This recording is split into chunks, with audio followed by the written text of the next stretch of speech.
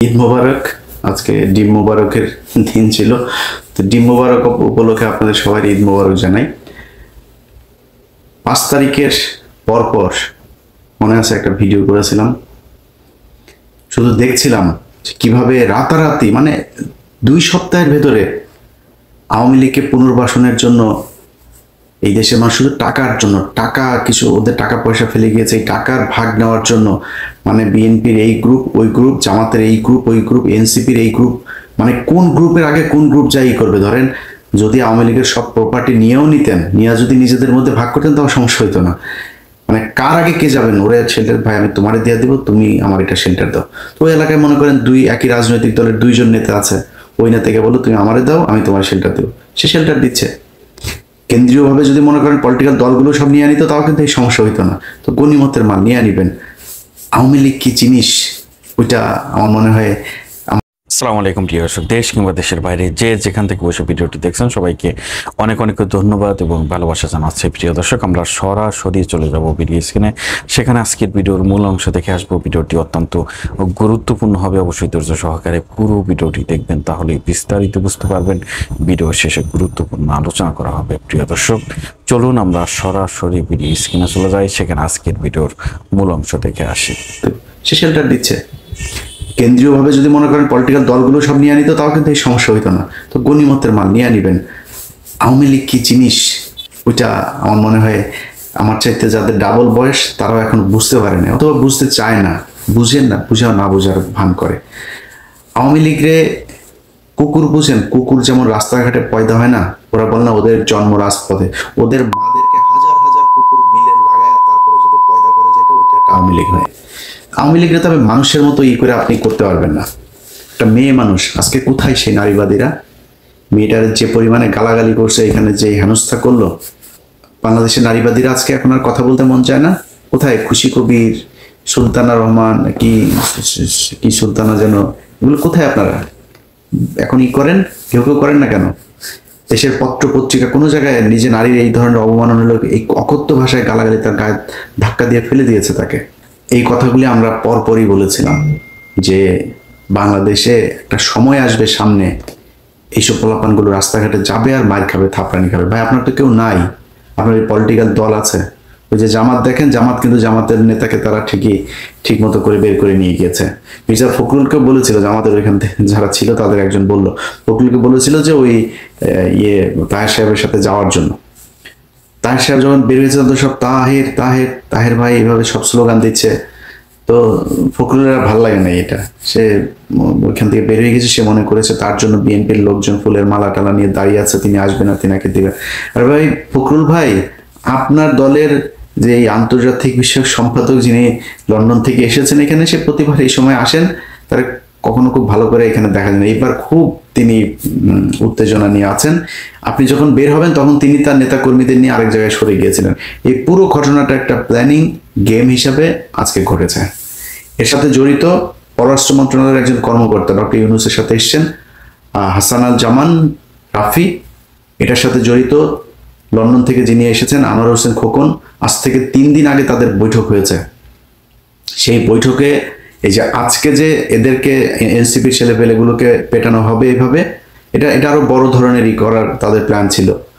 এটা একটা গতকালকে একটা মিটিং হয়েছে, সেই মিটিং এর ব্যাপারে তাদের পরিকল্পনা হয়েছিল যে এই আমরা তোমাদের নেতাকে নিয়ে কিছু বলবো না, তোমরা আমাদের নেতাকে নিয়ে কিছু বলবা না, আমাদের শত্রু হচ্ছে ডক্টর ইউনূস আর হচ্ছে গিয়ে জামাত ইসলাম। সো জামাত ইসলাম আর ইউনূসকে নিয়ে বলবে, আর এরা দুজনের স্লোগান তো এখন একই রকম, রাজাকার রাজাকার। আপনি কালকে জ্যাকসন হাইটে যদি বিএনপি আর আওয়ামী লীগের যে মিছিলটা দেখেন, যে ইয়েগুলো, সে মাঝখানে গিয়ে আনোয়ার হোসেন খোকন মানে বীরত্বের সাথে 2 পক্ষকে তিনি 2 দিকে সরিয়ে দিচ্ছেন, একদম মিশে মিশে মনে হচ্ছে ঈদের কোলাকুলি করছে। এই যে আওয়ামী লীগের সাথে আপনি এই সমঝোতা করলেন, আওয়ামী লীগের লোকজনকে আপনি করলেন যে তোমাদেরকে নিয়ে কিছু বলবো না, তোমরা আমাদের শত্রু না, আমাদের শত্রু খালি ইউনূস আর এদের শত্রু জামাত ইসলাম। সে খালেদা জিয়ারে 2 বছর জেল খাটাইছে, তখন এই সমঝোতা করে নাই। তখন কোথায় ছিল এই বন্ধুগুলো? আনোয়ার হোসেন খোকন, তুমি এখানে আসো, ওই বিভিন্ন দেশে দেশে গিয়া ঈদ দাও, সেখান থেকে মাল নিয়ে তারপরে লন্ডনে ব্যাক করো, এগুলো আমরা জানি না। আজকে যখন কিনা আপনি দেখবেন এরা বের হয়েছে, মির্জা ফখরুলকে কিন্তু কেউ কিছু বলে নাই। সব ক্ষোভ ছিল হচ্ছে ওই দুইজনের উপর, আক্তার আর হচ্ছে গিয়ে যারা। পুরো এই বের হবে, কোন দিক দিয়ে বের হবে সবকিছু জানিয়ে দিয়েছে হচ্ছে এই হাসান আল রাফি, এই পররাষ্ট্র মন্ত্রণালয়ের যে কর্মকর্তা ডক্টর ইউনূসের বহরে এসেছেন তিনি। এটার সাথে এখানকার কূটনীতিক এই আপনার মিশনে যারা আছে, এখানকার দূতাবাসে যারা আছে, এদের মধ্যে অনেকে জড়িত। এখন পর্যন্ত আপনি কল্পনা করতে পারেন যে আওয়ামী লীগের এমপির ভাই, মামা, ভাগ্নে এখানে চাকরি করে? এটা বিশ্বাস হয় আপনার? এখানে চাকরি করে এখনো 80% এখন পর্যন্ত আওয়ামী লীগের লোকজন এখানকার দূতাবাসে চাকরি করছে। আপনি সরান নাই। এই যে পররাষ্ট্র উপদেষ্টা তৌহিদ, সে বদমাইশ, একটা বদমাইশ সবখানে, সারা পৃথিবীতে সে আওয়ামী লীগের লোকজনের বসিয়ে রেখেছে। মাল নিচ্ছে, লোক দিচ্ছে, মাল নিচ্ছে, লোক দিচ্ছে, ইয়া দিয়ে তারপরে তৌহিদ এগুলো করছে। তো তৌহিদ মিয়া তারপরে এই সরকারের যারা যারা আছে, কারা কারা চুরি করছে, কি করছে, এটা এখন যদি বলতে যাই তাহলে ডক্টর ইউনূসও চুরি করছে।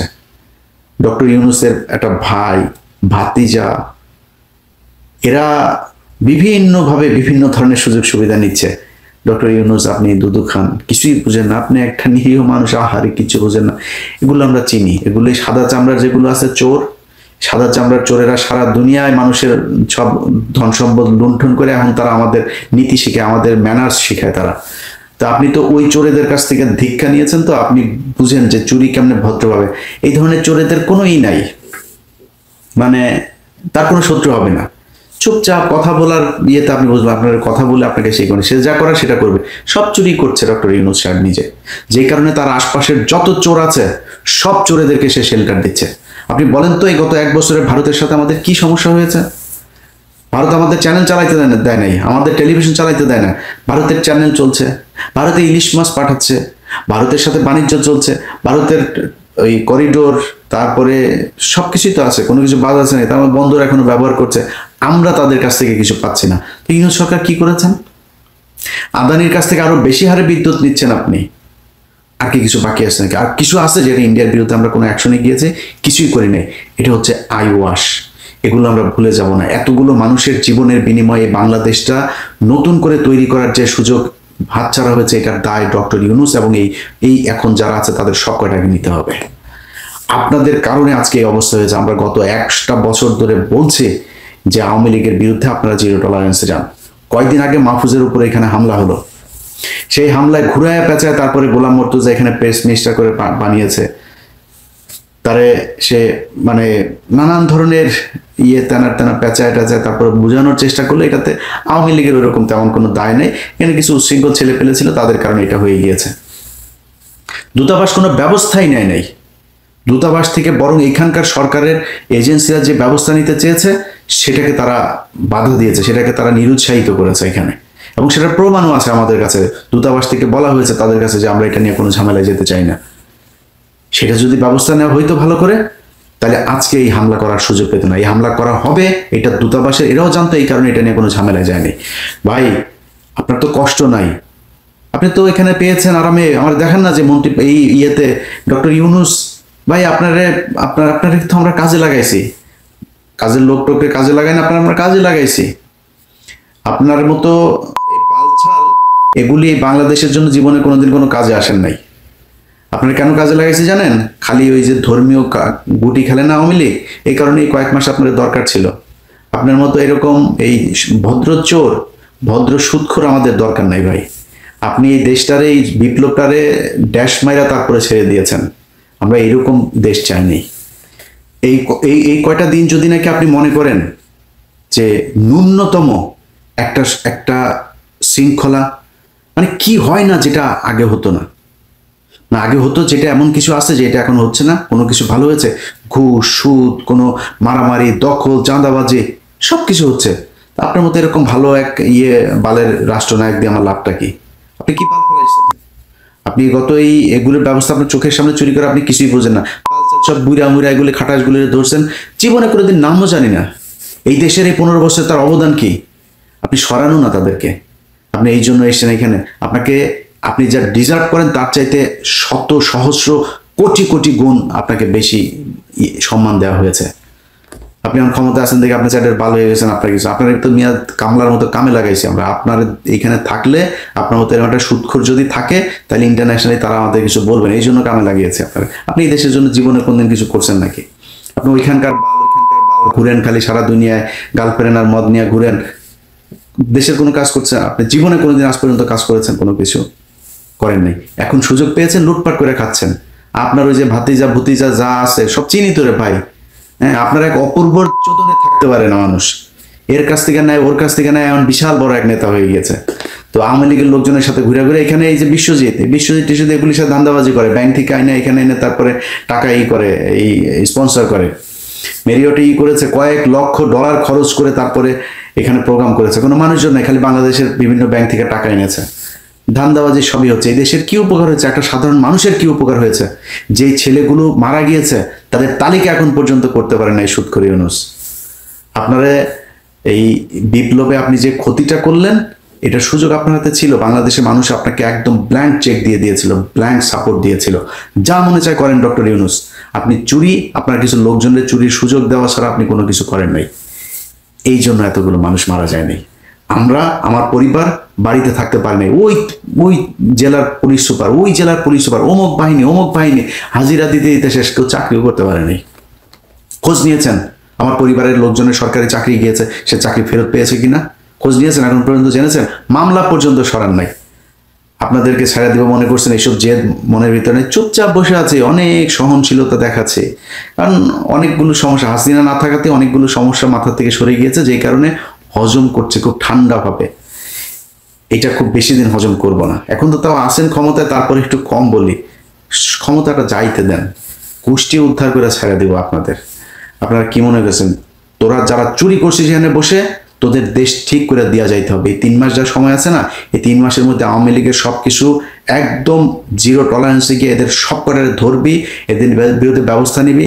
এখানে যারা করে এদের চেহারা দেখা যায় না, আমার সম্পত্তি ক্রয় করতে যায় নাই, কনক সারোয়ারের বোনরে ধরে নিয়ে যায় নাই, পিনাকির বাড়ি ভাঙচুর করে নাই, ওই বিএনপি লন্ডনের মালিকের বাড়ি ভাঙচুর করে নাই, বাদল মির্জার বাড়ি ভাঙচুর করে নাই, এগুলো করে নাই তারা। তোরা কি করছিস এখানে? ওরা যে চেহারা দেখায় দেখায় যা মনে চায় তাই করে। কি করছিস? খালি টাকা পাইলেই চলে। টাকা বলতে লাগাইতে দিবি তোরা, তোদের বাদেরকেও লাগাইতে দিবি শুয়ারের বাচ্চারা। তোরা টাকা পাইছিস আর কিচ্ছু মনে নাই তোদের। কে আওয়ামী লীগ করে, কে কি করে, দেশে কি হয়েছিল কিচ্ছু মনে নাই। ইভেন এই পোলাপানগুলা, আরে ভাই এই দেশের সমস্যাটা কি ছিল জানেন না? এই দেশের সমস্যা ছিল বিডিআর হত্যাকাণ্ড। ভুলে গেলেন? মনে নেই এদের কথা? আমি খুব ক্ষুদ্র মানুষ, বিডিআর এর পরিবারে পরিবারে যায় জিজ্ঞেস করবে, যারা জেলখানায় আছে ওদের জিজ্ঞেস কর, আইনজীবীরা জিজ্ঞেস কর, যারা মুক্তি এই গেল 3 দিন আগে যারা 15 দিন মুক্তি পেয়েছে জিজ্ঞেস কর তোদের কোন বাপের অবদান ছিল এখানে। টাকা দিচ্ছিস আমারে? ওই ফেনীতে নুসরাত হত্যাকাণ্ড নিয়ে এই বনজ 16টা লোকের ফাঁসায় দিয়ে গেছে, একদম নিরীহ মানুষ 16টা। এখন পর্যন্ত কন্ডেম সেলে, গায়ে লাগে না? 1 বছর 1.5 বছর হইতে গেল, গায়ে লাগে না? লোকগুলির কথা মনে হয় না? কারা কারা কষ্টে ছিল খোঁজ নিয়েছিস কোনোদিন? আমি যা সেই লোকের আইনে টাকা দিয়েছি, ওই সেই ফরিদপুরে মনে আছে পঞ্চপট্টিতে যে মানুষগুলো যে মারলো, 2টা ছেলেরে পিটায় মারা ফেললো মন্দিরের পাশে, গেছিস? ওই যে একটা মহিলারে ভোট দিতে যায় না এদিকে, তারে যে 4 বাচ্চার জননীটারে যে সুবর্ণচরে ধর্ষণ করলো, গেছিস? তাদের খোঁজ নিয়েছিস? তোদের তো উচিত ছিল এগুলি করা। আবরারের বাসায় আবরারের বাপ মারে দেখতে গেছিস? আবরারের পরিবারের জন্য কিছু করছিস? আমি গরিব মানুষ, আমি তারপরে আমার সামর্থ্যের মধ্যে যতটুকু সম্ভব ততটুকু করেছি। যেই কটার নাম বললাম সবগুলো পরিবারের কাছে গিয়ে জিজ্ঞেস কর গিয়ে। তোরা সেটা ভুলে গিয়েছিস, মনেই রাখিস নাই। তোদের হাতে সুযোগ, এখনো সুযোগ আছে। এই হাসনাত সার্জিস এরাও যদি চায় না, এখন পর্যন্ত বিডিআর এটা নিয়ে কোনো কথা বলেছেন? আপনারা একজনকে পাঠিয়ে দিয়েছেন, একজনকে কেন? ওইটা আপনার কাছে মেইন মনে হয় না? ধান্দাবাজি করার জায়গা পান না? আপনাদের কিছু বলি না দেখে কি মনে করেন এগুলি করেন? এগুলির মানে কোনো দায় নাই। সময় যতদিন আসে না, এরপরে দেখাবো মজা। আমার এক বালের বাংলা এডিশন বন্ধ করে দে। এক বালের বাংলা এডিশন নিতে গিয়া কত কাহিনী টাহিনী কইরা তারপরে আমার কাছে টাকা চায়, 1 কোটি টাকা চায়। এই মাহফুজের পিয়ন টাকা চায়, ওরে অডিও টডিও আছে, এরপরে অডিও পাঠাইছি, এরপরে অনুমোদন দেয়। তার আগ পর্যন্ত দেয় নাই, অডিও পাঠানোর পরে তারপরে অনুমোদন দেয়। ঠিক আছে ভাই। আর আরেক ব্যক্তির বলতেও ভাল লাগে না ভাই, সবাই ব্যক্তি আক্রমণ কত করবো বলেন? শরীরে রক্ত টকবক করে, জানেন এই জিনিসগুলো যখন দেখি। আরে ভাই, আপনার আওয়ামী লীগের লোকজন করবে যে ভাই আপনি আমি কমেন্ট করবে এসে যে ভয় পাই, ভয় তো পাই রে, তোদেরকে ভয় না পাওয়ার কিছু আছে? তোরা একটা মানে একদম সহজ সরল মানুষের একটা দেশ, এদেরকে তোরা ধরে ধরে ধরে ধরে 15,000 মানুষের মেরে ফেলছিস। এটা তো তোর বাপ ছিল তখন। তোরা যুবতী মেয়েদেরকে ঘরে ঘুমাইতে দিস নাই, তোদের রক্ষী বাহিনী, তোদের এই যে তোর বাপের ভাগনা টাগনা যেগুলি ছিল এগুলি মিলে এগুলি করতো। তোরা তো হিংস্র। তোরা মানুষের গান পাউডার দেখে মারতে পারিস, 6 মাসের বাচ্চারে সব বোমা মেরে মেরে ফেলতে পারিস, তোরা মরা মানুষের উপরে জাম করতে পারিস, তোরা লগি বৈঠা দিয়ে মারতে, তোরা আগুন ধরাই দিতে পারিস জ্যান্ত মানুষের শরীরে। তোরা যা করছিস আমরা জুলাইতে, তোদের তো ভয় পাই। কিন্তু যদি নাকি জিজ্ঞেস করিস যে ভাই ফাইট করবেন নাকি, বল, তোরা ঘোষণা দে, কবে কোথায় কোন জায়গায় ফাইট করবি ঘোষণা দে। তোরা ঘোষণা দিয়ে বল তোদের ওই জায়গায় আসলে কারে বাল ছিটতে পারিস। এই যে আজকে 2 জনের পাইছিলি, কি বালটা ছিটিস? ডিম মারিস কেন? ডিম মারিস কেন? ডিম কেন মারো? বোতল কেন মারো? আর কিছু করতে পারো নাই? হাতের কাছে পাইলা, এরা তো তোমাদের 32 নম্বর দুচে দিয়ে এসেছে, নেই এরা আমরাই তো বা মারা ফেলে কেন? মারা ফেললি না কেন? মেরে ফেলতে খালি ডিম মারিস কেন? মানে ডিম ওইটা বাই ল, ওইটা অ্যালাউড, এই জন্য তুই এইটুক করতে পারছিস, যাতে মাতাল তালে ঠিক। আর কিছু করিস নাই, পারবিও না। তোর বাপের বাড়ি ভেঙে দিছি না, কিছু করতে পারছিস? তোর বাপের বউ বা ছোট বাচ্চা টাচ্চা সব পিছিয়ে চাপ দিয়ে মারা ফেলছে না, ডালিম বেড়ে কিছু করতে পারছিলি? জিজ্ঞেস, তোর লাশ আনতে যাস নাই। এটাই তোরা যখন সুযোগ পাবি তখন তোরা অনেক হিংস্র হইতে পারিস, সেটা আমরা জানি। সেই জন্যই তোদের ওই সুযোগ বন্ধ করার জন্য আমরা এই কথাগুলি বলি, বুঝছিস নাই? তোরা এখানে নাচানাচি করিস না, তোরা নাচানাচি করতে পারিস, এটা আমরা খুব ভালো করে জানি। 1,30,000 দুচে দিয়ে এসেছিলাম না, মনে নেই? তোরা কতটুক বাল ফালাইতে পারবি আমরা জানি। এখন তো আরো পারবে, এখন তো কিছু হইলেই ধরে, আজকেও ধরছে কয়টাকে। তো তোদের নিয়ে কথা বললাম, তোরাই আলোচনার ভিতরে আসিস না। কিন্তু যারা এই দেশটাকে ঠিক করার জন্য জীবন দিল, সেই মানুষগুলির জন্য ভাই আপনাদেরকে সরকার হিসেবে বসিয়েছে। এই সুযোগটা যদি আপনারা নষ্ট করেন এইভাবে, সময় আছে। এই যে যারা এখানে করেছিল সব কটার বাড়িতে পুলিশ পাঠান, বাড়িতে কে আছে এগুলো মামলায় আসামি করেন, বিভিন্ন মামলায় আসামি করে ওগুলো ধরে নেন। আপনি কুকুরের সাথে আপনি সুন্দর করে যদি আপনি ফুল দিয়া করেন, লাভ নাই ভাই, এদের বুঝায় লাভ নাই। কুকুরের মুগুর দেওয়া লাগবে। ওরা এখন পর্যন্ত সিদ্দিকের বাড়ি সাদিকের সব অর্থ সম্পদ সবকিছু দেশে আছে, ওর পাওয়ার প্ল্যান্ট ছিল, কোথায় কি আছে খোঁজ নেন। কিছুই করবেন না, আর আপনি মনে করেন খালি বসে বসে চুরি করবেন আর আওয়ামী লীগ চুপ থাকবে। আপনাদের কারণে আওয়ামী লীগ এখানে এসছে। ওরা এখানে আসলো কিভাবে? দেশ থেকে বের হইতে দিয়েছেন আপনারা, দিয়েছেন, এখনো দিচ্ছেন, এখনো টাকা পয়সা খায়, তারপরে আপনারা এগুলো করছেন। সো এগুলি বাদ দিতে হবে। এগুলো বাদ দিয়া তারপরে চুরি করেন, মনে করেন এগুলি কোনো সমস্যা না। আওয়ামী লীগের ব্যাপারে জিরো টলারেন্স আছে। আওয়ামী লীগের ব্যাপারে যে তাদের সাথে সমঝোতা করতে যাবে, যারা করবে তাদের ব্যাপারে কঠোর অবস্থান নেওয়া হবে। আজকে মির্জা ফখরুল বলেছে যে আওয়ামী লীগ এবং জাতীয় পার্টিকে ভোটে তারা চায়, এই সামনের ভোটে এগুলি জবাব দেবে বাংলাদেশের জনগণ। আর এটা যদি বিএনপির যদি দলীয় বক্তব্য হয়ে থাকে, মির্জা ফখরুলের বক্তব্যের বাইরে দলীয় হয়ে থাকে, আমরা তো আস্তে আস্তে বুঝবো সামনে।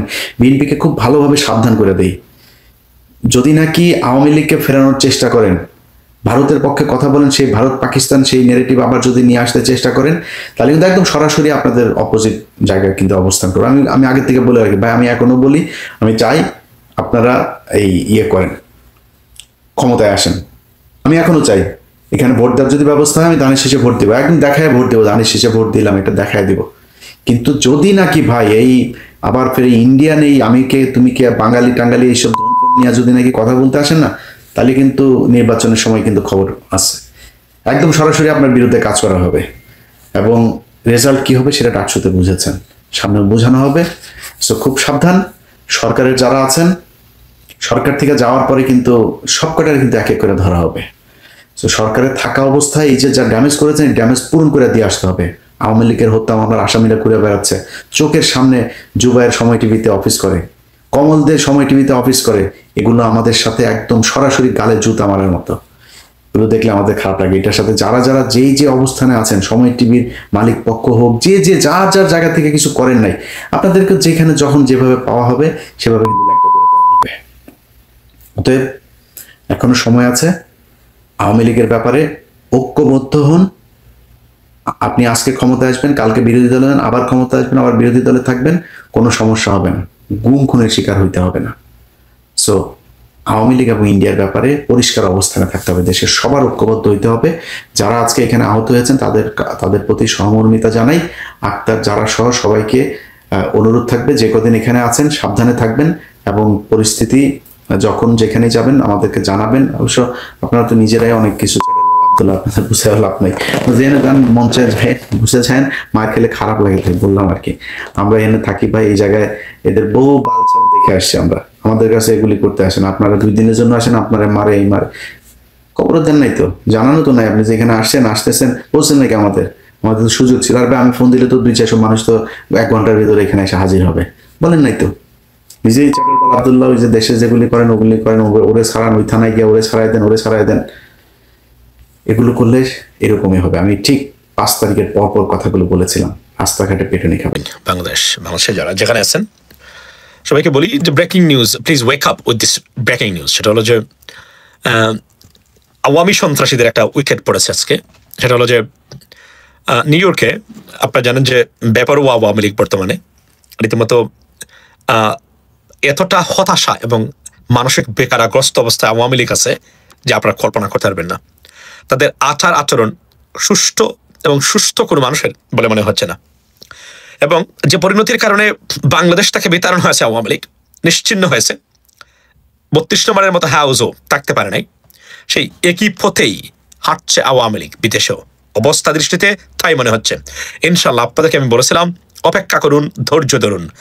এই আওয়ামী লীগ বিদেশেও ব্যান হবে, তাদের রাজনীতি চিরদিনের জন্য দেশগুলাতে অন্তত যে রাজনীতি তারা করতে চাচ্ছে সেটা নিষিদ্ধ হবেই হবে, এটা গ্যারান্টি দিতে পারি আপনাদেরকে আমি ইনশাল্লাহ। এবং আজকে আমি বলছিলাম, আমি পোস্ট দিয়ে ফেসবুকে বলেছি, সব জায়গায় বলেছিলাম, লাইভে গতকালকে আসি নাই যেহেতু আমরা ব্যস্ত ছিলাম বিষয়টা নিয়ে।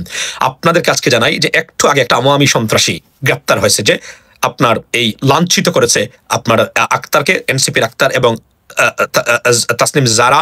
ইভেন আপনারা শুনে অবাক হবেন, মির্জা ফখরুল ইসলাম আলমগীরের মতো ব্যক্তিকেও ধাক্কা দিয়েছিল এই সন্ত্রাসীরা, এবং এদের আজকে একজনকে গ্রেপ্তার করেছে। আমি বলছিলাম এবং আমি আপনাদেরকে সব সময় বলে থাকি, আইন এবং আইনের মাধ্যমেই এদেশে মারামারি নয়, আইনের মাধ্যমে এদেরকে ইনশাল্লাহ এদের এই বেপরোয়া আওয়ামী লীগকে, হতাশাগ্রস্ত আওয়ামী লীগকে, মানে মানবতা বিরোধী আওয়ামী লীগকে, সন্ত্রাসী আওয়ামী লীগকে এই দেশগুলাতে এদের রাজনীতি চিরদিনের জন্য নিষিদ্ধ, ব্যান করা সম্ভব। তার প্রথম পদক্ষেপ মনে রাখবেন, আমি আপনাদেরকে আজকে দ্ব্যর্থহীন ভাষা বলতে চাই। গতকালকে আমার সাথে যে ঘটনাটা ঘটেছে সেটা ইয়েস, এটা কোনো মারামারির পর্যায়ে না, ইয়েস এটা ওই লেভেলের কিছু না, কিছু বাট তার একটা কথা এটা অবশ্যই গুরুত্বপূর্ণ ছিল, যার খেসারও তাদেরকে দিতে হয়েছে। আমি আপনাদেরকে একটা জিনিস বলি, আমি কাকতালীয়ভাবে এই জায়গাতে গিয়ে আমি উপস্থিত হয়েছিলাম, যার কথা না আমি তখনই মনে করেছিলাম। এবং এই সব কিছু যে আমাদের কন্ট্রোলে এবং এদেরকে যে দাবরানি আমরা দিয়েছি, আমি দিয়েছি অন্তত একা, সেটা প্রমাণ কিন্তু বোঝা যাচ্ছে যে এদের কপালে আবারও খারাপই আছে। লেডিস এন্ড জেন্টলম্যান, আক্তার হোসেনকে এনসিপি নেতা, আপনি জানেন, তাকে লাঞ্ছিত করেছে, প্রায় 50টা ডিম মেরেছে আজকে। এবং সন্ত্রাসী এই বিতাড়িত লীগের পালিয়ে যাওয়া অথবা জটিকা লীগ যাকে আমি নাম দিয়েছি, এদের আচরণ রীতিমতো ভয়ঙ্কর রূপ ধারণ করেছে। লেডিস এন্ড জেন্টলম্যান, গতকালকে আমার সাথে যে ঘটনাটা আপনাদের ভিডিও প্রত্যেকটা জায়গায় দেখেছেন, আপনারা কি দেখেছেন আমি জানি না, বা শুনেছেন কিনা আমার দর্শক যারা আছেন তারা আমাকে শুধু বলছিল যে এইটাই যে এই এমরমান মাসুম গুজব সরাইছে, ওনাকে তাকে ধরতে হবে, দ্যাট ইজ ইট। এটার থেকে শুরু, এর বাইরে কিছু না। বাট বাকিটা আমি আমার মতো করেছি, আপনারা প্রত্যেকটা জায়গায় নিশ্চয়ই কোথাও না কোথাও দেখেছেন। একা এই বিতাড়িত লীগ, পালিয়ে থাকা, মানে পালিয়ে যাওয়া লীগ, এবং আমি যদি বলি যে আপনারা যারা কুত্তা লীগ বলেন, জারজ লীগ বলেন, whatever you can say that, আমি অনেস্টলি স্পিকিং এদেরকে আমরা সিস্টেমে এনেছি ইনশাআল্লাহ। বলেছিলাম পোস্ট দিয়ে, এই ধৈর্যে ধরুন, জাস্ট মানে আমি honestly speaking, fasten your seat belt যেটা বলা হচ্ছে, আসলে সুন্দর একটা মানে দিয়েছে। তো fasten your seat belt, ধৈর্য সহকারে বসে পড়ুন, বসেন ইনশাআল্লাহ। বিদেশে বিশেষ করে যুক্তরাষ্ট্রের মাটিতে আওয়ামী লীগের রাজনীতি নিষিদ্ধের প্রাথমিক প্রক্রিয়া শুরু হয়েছে। একটু ধৈর্য ধরতে হবে, একের পর এক আসতেছে। প্রতিটা ঘটনা ল এনফোর্সমেন্ট এজেন্সির কাছে যাচ্ছে, কেস ইজ বিং বিল্ডিং হচ্ছে কেস। ইনশাআল্লাহ এদেরকে এখানেও বিতরণ করা হবে, ধৈর্য মানে ধরবেন, কারণ এদের জায়গা পৃথিবীর কোথাও নাই, হবেও না ইনশাআল্লাহ। পৃথিবীর কোন সন্ত্রাসী লীগ যারা আছে, এই সন্ত্রাসীদের জায়গা পৃথিবীর কোথাও হবে না ইনশাআল্লাহ। এটা আপনাদেরকে বলে দিতে পারি। গতকাল সারা বিশ্ব দেখেছে মানে এমরমান মাসুমের গর্জন, এবং এই সন্ত্রাসী লীগের মানে কিভাবে শাস্তি করতে হয়, আইন দিয়ে প্রমাণ করেছে এদেরকে দুষ্কৃতিকারী সব জায়গাতে। মনে রাখবেন, আজকে গ্রেপ্তার হয়েছে, গ্রেপ্তারের একটু নমুনা আপনাদেরকে দেখাতে চাই, শুনুন মনোযোগ দিয়ে। যে পুলিশ একজনকে অ্যারেস্ট করছে, আওয়ামী লীগের একজন কর্মীকে পুলিশ অ্যারেস্ট করছে।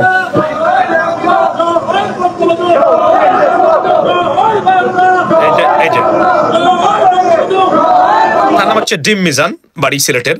আপনারা জানেন যে বর্তমানে আওয়ামী লীগের পক্ষ হয়ে যত সন্ত্রাসী কাজ করতেছেন বেশিরভাগই সিলেটে কিন্তু আপনারা বলি, এবং এরা দিচ্ছে স্লোগান। এখন বলে রাখি যে এই ছেলে কিন্তু মানে এই ধরনের অপরাধ, ডিম নিক্ষেপ, কাউকে হেনস্থা করা, হ্যারাস করা, অ্যাসল্ট করা, আনলেস ইটস লাইফ থ্রেটেনিং বা ধর্ষণ হয় বা রেপ হয় বা মানে হত্যাকাণ্ড হয়, এদেশের বিশেষ করে নিউ ইয়র্ক শহরে 24/7 জেনুইন মেইন জাজ আছে এবং তাদের ডিউটি রাত্রে। আপনি যদি আমার শহরে যান অথবা অন্য একটা মফস্বল এরিয়াতে যান, মিউনিসিপাল কোর্টে কাউকে যদি গ্রেফতার করে নেওয়া হয়, জাজ দেখা গেল জাজ নাই, সকালে জাজ আসবে, তখন তার প্রথম বন্ড হেয়ারিং বা বেইল হেয়ারিং হবে। কিন্তু নিউ ইয়র্ক শহরে বা লস অ্যাঞ্জেলেসে বা আপনি যদি বলেন সান ফ্রান্সিসকো বা বিগ বিগ সিটি যেগুলো আছে, মেবি মায়ামি, মেবি আপনার এই যে অরল্যান্ডো, এখানে 24/7 জাজের ডিউটি বাই টার্নস হয়, রাতের জাজ, দিনের জাজ। সো জাজ ইজ অলওয়েজ দেয়ার, এবং এখানে যে কোন মানুষের জামিন হতে পারে। মনে রাখবেন, বুঝবেন আমার কথাগুলা, এখানে হত্যা মামলার আসামিকে জামিন দেওয়া হয় আনলেস যদি না কোনো দুর্দর্শ এবং ব্রুটাল কোনো হত্যাকাণ্ড হয়, বা তাকে ছেড়ে দিলে সে এসে আরেকটা হত্যাকাণ্ড ঘটাবে, বিপদ হবে।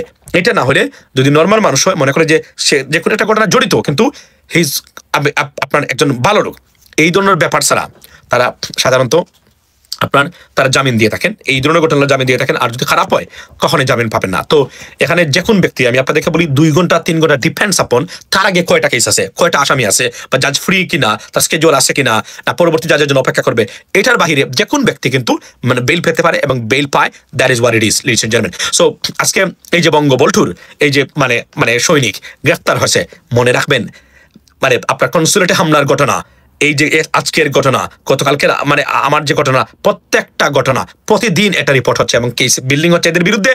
ইনশাআল্লাহ যদি মানে সবকিছু ঠিক থাকে, অচিরেই শুনবেন এদের রাজনীতি আমেরিকাতে বন্ধ হচ্ছে, unless a dramatic change we get a dramatic change or see a dramatic change in their behaviors. If not, they'll be banned in the United States of America, ladies and gentlemen. Domestic terrorism এর অর্থাৎ অভ্যন্তরীণ সন্ত্রাসবাদের আইনে আওয়ামী লীগকে যুক্তরাষ্ট্রের মাটিতে আপনার নিষিদ্ধ করা বা ব্যান করা সম্ভব and there is a possibility.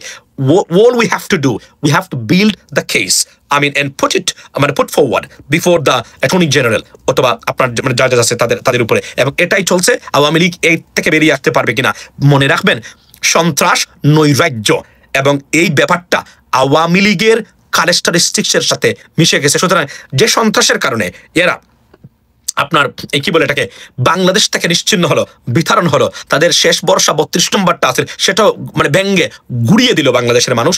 এরপরে তাদের সন্ত্রাসী আচরণ কিন্তু শেষ হচ্ছে না, বিদেশেও একই ধরনের সন্ত্রাসী আচরণের লক্ষণ আমরা তাদের চরিত্রের ভিতরে দেখতে পাচ্ছি, এবং প্রতি মানুষকে তারা হ্যারাস করে। তারা মাহফুজ আলমকে হ্যারাস করেছে ইংল্যান্ড, আমেরিকাতে, সব জায়গাতে। যদিও যারা করেছে এদের বেশিরভাগই আমারই মানে এরিয়ার মানুষ, সিলেটের মানুষ, কারণ হাসিনা সিলেটি এরা তো মূর্খ, সপ্তম শ্রেণী পাস বেশিরভাগ যারা এখানে। তো এদেরকে ফোন দিয়ে বলে, এবং এরা মনে করে যে আল্লাহ তাকে ফোন দিয়ে দিয়েছে অথবা হযরত মুহাম্মদ মুস্তাফা সাল্লাল্লাহু আলাইহি ওয়াসাল্লাম peace be Amin on him, তো উনাকে সম্ভবত ফোন দিয়ে দিয়েছেন। সুতরাং এই যে মূর্খতা, অথচ সেটা একটা গার্বেজ, সেটা একটা বাতিল মাল, সেটা কখনো বাংলাদেশে ফিরতে পারবে না। তার রাজনৈতিক দল ফিরবে কিনা সেটাই যেখানে অনিশ্চয়তা, তার তো অনেক, কারণ গণহত্যা দায়, মানবতা বিরোধী অপরাধের দায়ে সাব্যস্ত একজন ব্যক্তি জাতিসংঘের তদন্তের মাধ্যমে মানবতা বিরোধী অপরাধে যে ব্যক্তি মানে যে জড়িত বা প্রমাণিত হয়েছে সেই ব্যক্তি, আর যাই হোক যুক্তরাষ্ট্রের মানে কাগজে বা বুকে যাকে ন্যাশনাল সিকিউরিটি থ্রেট হিসেবে ধরে নেওয়া হয়েছে, সেই ব্যক্তি কখনো বাংলাদেশের রাজনীতিতে ফিরতে পারবে না, ফিরবে না, অলমোস্ট নিশ্চিত আপনাদেরকে আমি বলতে পারি, লেডিস এন্ড জেন্টলম্যান। সো বলছিলাম না, আর সারাদিন বলছিলাম যে this is the beginning of this Awami League, এবং আমি দেখেন কতটা স্মার্টলি সবকিছু হ্যান্ডেল করেছি। আমি কিন্তু মারামারি কোনো কথার উত্তর এইভাবে দেই নাই, আমি আইনের মাধ্যমে দিচ্ছি। We have to build the case against them to ban them, ইনশাল্লাহ। দিস ইজ এবং আওয়ামী লীগ এই সন্ত্রাস থেকে বেরোতে পারবে না, বিকজ দে বিল্ট ইন আপনার হচ্ছে টেরোরিজম, অর্থাৎ সন্ত্রাসের সাথে আওয়ামী লীগের চরিত্র অঙ্গাঙ্গিভাবে জড়িত। Therefore they can not get out of this or get away with this kind of system. সন্ত্রাস যেখানে আওয়ামী লীগ সেখানে, মিথ্যা যেখানে আওয়ামী লীগ সেখানে, আপনি নিশ্চিত থাকতে পারেন, লেডিস এন্ড জেন্টলম্যান। সো আমি আপনাদেরকে আজকে বলে রাখি যে লেটেস্ট খবর হলো, আজকে আক্তারের উপরে যে ডিম মেরেছিল সেই কুত্তা মিজান, মানে নাটকের বাসায় অথবা ডিম মিজান, সে গ্রেপ্তার হয়েছে আপনার জ্যাকসনাইটে। এখন বলবে যে আমি জামিনে চলে আসছি, মনে রাখবেন যারা আমেরিকান সিস্টেম যারা তা জানে না, unless you are a serious মানে ক্রিমিনাল, আপনি জামিন পাবেন না 24 আওয়ার্স 48 ঘন্টা অথবা 1 মাস অথবা 2 মাস। আর যদি মনে হয় যে আপনি মানে ম্যাস মার্ডারে জড়িত মারাত্মক অপরাধী, আপনাকে আর জামিন দেওয়া হবে না, কারণ আপনার পানিশমেন্টটা শুরুই হবে ওই যেদিন থেকে আপনি জেলে গেছেন ওই দিন থেকে। আর না হলে যে কোন ধরনের এই ধরনের সাধারণ অ্যাসল্ট উইদাউট ওয়েপন এগুলা জাজরা বসে থাকে, তারা যে কোনো সময় গেলেই জামিন দিয়ে দেয়। তারা মনে করেন জামিন যেহেতু জামিনযোগ্য অপরাধ, সুতরাং জামিন দিয়ে দিবেন তারা, এবং এটা বাড়তি কষ্টটা জেলের উপরে পড়বে না। This is what it is ladies and gentlemen. So Awami লীগের পতন দেশে এভাবে শুরু হয়েছিল, বিদেশেও একই অবস্থার মধ্যে যাচ্ছে, তাদের কোনো ধরনের পরিবর্তন। এবং আমি আজকে আমার এই লাইভে আমি জাতির উদ্দেশ্যে একটা ক্ষমা চাইতে চাই সবার কাছে। আপনারা জানেন যে আমি আওয়ামী লীগ নিষিদ্ধের ব্যাপারেও আমি নমনীয় ছিলাম এবং 32 নম্বর বাঙ্গার গুড় সমালোচনা করেছিলাম। আমি আজকে জাতির কাছে ক্ষমা চেয়ে বলি যে আমি যা দেখলাম এদের ব্যবহার এখন যেভাবে চলছে, তারা আমার মনে হয় আমার জাতির কাছে ক্ষমা চাওয়া উচিত। এদের যে শাস্তি দেওয়া হয়েছে এগুলো তাদের প্রাপ্য এবং তাদের দরকার। তারপর আমি যাদের বিরুদ্ধে সমালোচনা করেছিলাম আপনাদের কাছে আমি ক্ষমা করে দিবেন, এই কারণে যে আসলে আমি মানবতা এবং মনুষ্যত্ব দেখানোর চেষ্টা করেছিলাম আমার অবস্থান বা আমার লেভেল বেস্টে। কিন্তু প্রশ্ন হলো যে আপনি মানবতা দেখাবেন মানুষের সাথে, গরুর সাথে নয়, পশুর সাথে নয়, জানোয়ারের সাথে নয়, দুদর্শ, সন্ত্রাসী, অমানুষ, মানবতা বিরোধী অপরাধী যারা আছেন তাদের সাথে নয়। That is what it is ladies and gentlemen. So আচ্ছা, আমি প্রতিবাদ জানিয়ে আপনি প্রতিবাদ জ্বালিয়ে আমি অবশ্যই প্রতিবাদ করবো। আমি আমার দেশের জন্য যত ধরনের কাজ করা লাগে ইনশাল্লাহ আমি এগুলো চেষ্টা চালিয়ে যাবো। এই কাজগুলো চলবেই বাংলাদেশের পক্ষে, আপনি যাই হোক না কেন। এবং আমি দেখিয়েছি সেই জায়গাতে সন্ত্রাসী যতটাই 100টাই হোক না কেন, এরা কুকুর, এদেরকে ভয় পাওয়ার কোনো কারণ নেই। বাঘ যদি একটাই থাকে, that's what it is ladies and gentlemen. So latest খবর এটা যারা আপনারা এখন ঘুম থেকে উঠলেন, ladies and gentlemen, the latest breaking news is one of the Awami terrorists just been arrested by the NYPD, alleged accused of throwing eggs on Akhtar Hussain and harassed them or assaulted them. This is the case brought forward against them, ladies and gentlemen. So he is in custody right now. Probably they will apply for or make application for his bail. It is not a big deal, but he got arrested. Case for Awami League's terrorism in the United States, same as they used to do in Bangladesh and at all our universities, ladies and gentlemen. If they're carrying out same in the United States, it's a country of law. They've been caught, and this is the beginning of their falling in the United States, ladies and gentlemen. Inshallah. So হচ্ছে আপনারা জানেন তাদের বেপরোয়া আচরণ এবং তাদের এই মূর্খদেরকে কে বলেছে যে তাদের এই আচরণের কারণে তারা শেখ হাসিনাকে বাংলাদেশে ফিরিয়ে নিতে পারবে, আওয়ামী লীগের রাজনীতি আবার পুনর্বাসিত হবে। যে কারণে বিতাড়ন হলো, ধ্বংস হলো, সেই একই পথে হাঁটতেছে যে রাজাকার বলার কারণে তাদের ধ্বংস অনিবার্য হলো। সেই রাজাকার নিয়ে, ভারতীয় এজেন্ডা নিয়ে আমি জাতির উদ্দেশ্যে বলতে চাই, বাংলাদেশের মানুষ সচেতন। ইনশাল্লাহ বাংলাদেশের মানুষ কোন ভারতীয় এজেন্টকে আর কখনোই গ্রহণ করবে না, এই সুযোগ কখনোই দিবে না। এবং ইউনাইটেড স্টেটস অফ আমেরিকা তারা চাচ্ছেন বিচার যেন হয়, এই বিচারটা এই সরকারের আমলে হয় এবং পরবর্তী সরকার এসে যেন বিচার কার্যটা সম্পন্ন করে এবং অ্যাকমপ্লিশ করে। This is the plan and I think this is going to be happened, ladies and gentleman. সুতরাং আপনাদেরকে একটা অনুরোধ, আজকে যারা আছেন যেখানেই আছেন, লেডিস এন্ড জেন্টলম্যান, একটা জিনিস মনে রাখবেন, আমি দেখলাম তাদের যে আচরণ বেয়াদবি, এটা থেকে আমার একটা অভিজ্ঞতা হলো, সেটা হলো যে আপনি ফেসিবাদ বিরোধী যত আছে সব যেন আমরা ঐক্যবদ্ধ থাকি। ফেসিবাদের কোনোটাই যেন বাংলাদেশে না হয়। মুজিববাদ, আপনার এই মুর্দাবাদ, এই যে স্লোগান দেয় না আসনাতরা, I think this is the right slogan for them. There is no alternative. I mean, apart from that, ladies and gentlemen. So, এদেরকে রুখতে হবে। এরা আমাদের ন্যাশনাল সিকিউরিটি থ্রেট, এরা বাংলাদেশের আপনার নেক্সট জেনারেশনের থ্রেট, এরা ভারতীয় এজেন্ট, এরা দেশটাকে ভারতের কাছে তুলে দেওয়ার এই ষড়যন্ত্রে তারা লিপ্ত ছিল, করেছে তারা অতীতে, বর্তমানেও একইভাবে তারা লিপ্ত। সুতরাং আমরা এই ভারতীয় এজেন্টদেরকে বাংলাদেশটাকে কখনোই আপনার কুক্ষিগত করতে দেব না। এটা যেন আমরা ঐক্যবদ্ধ থাকি। জামায়াত বিএনপির নেতৃবৃন্দ, এনসিপির নেতৃবৃন্দ এবং আপনারা গণ অধিকার পরিষদ থেকে শুরু করে যত ধরনের আরো যারা নেতৃবৃন্দ আছেন, be careful, warning you right now, there should be no collaboration with this kind of আপনার inhuman individual or people. আপনারা একটা জায়গা শুধু ঐক্যবদ্ধ থাকবেন, সেটা হচ্ছে সন্ত্রাসী যার আপনার এই যে ফেসিস্টার, এদের বিরুদ্ধে। বাকিটা যা আছে আপনারা করবেন, এটা আপনাদের ইচ্ছা।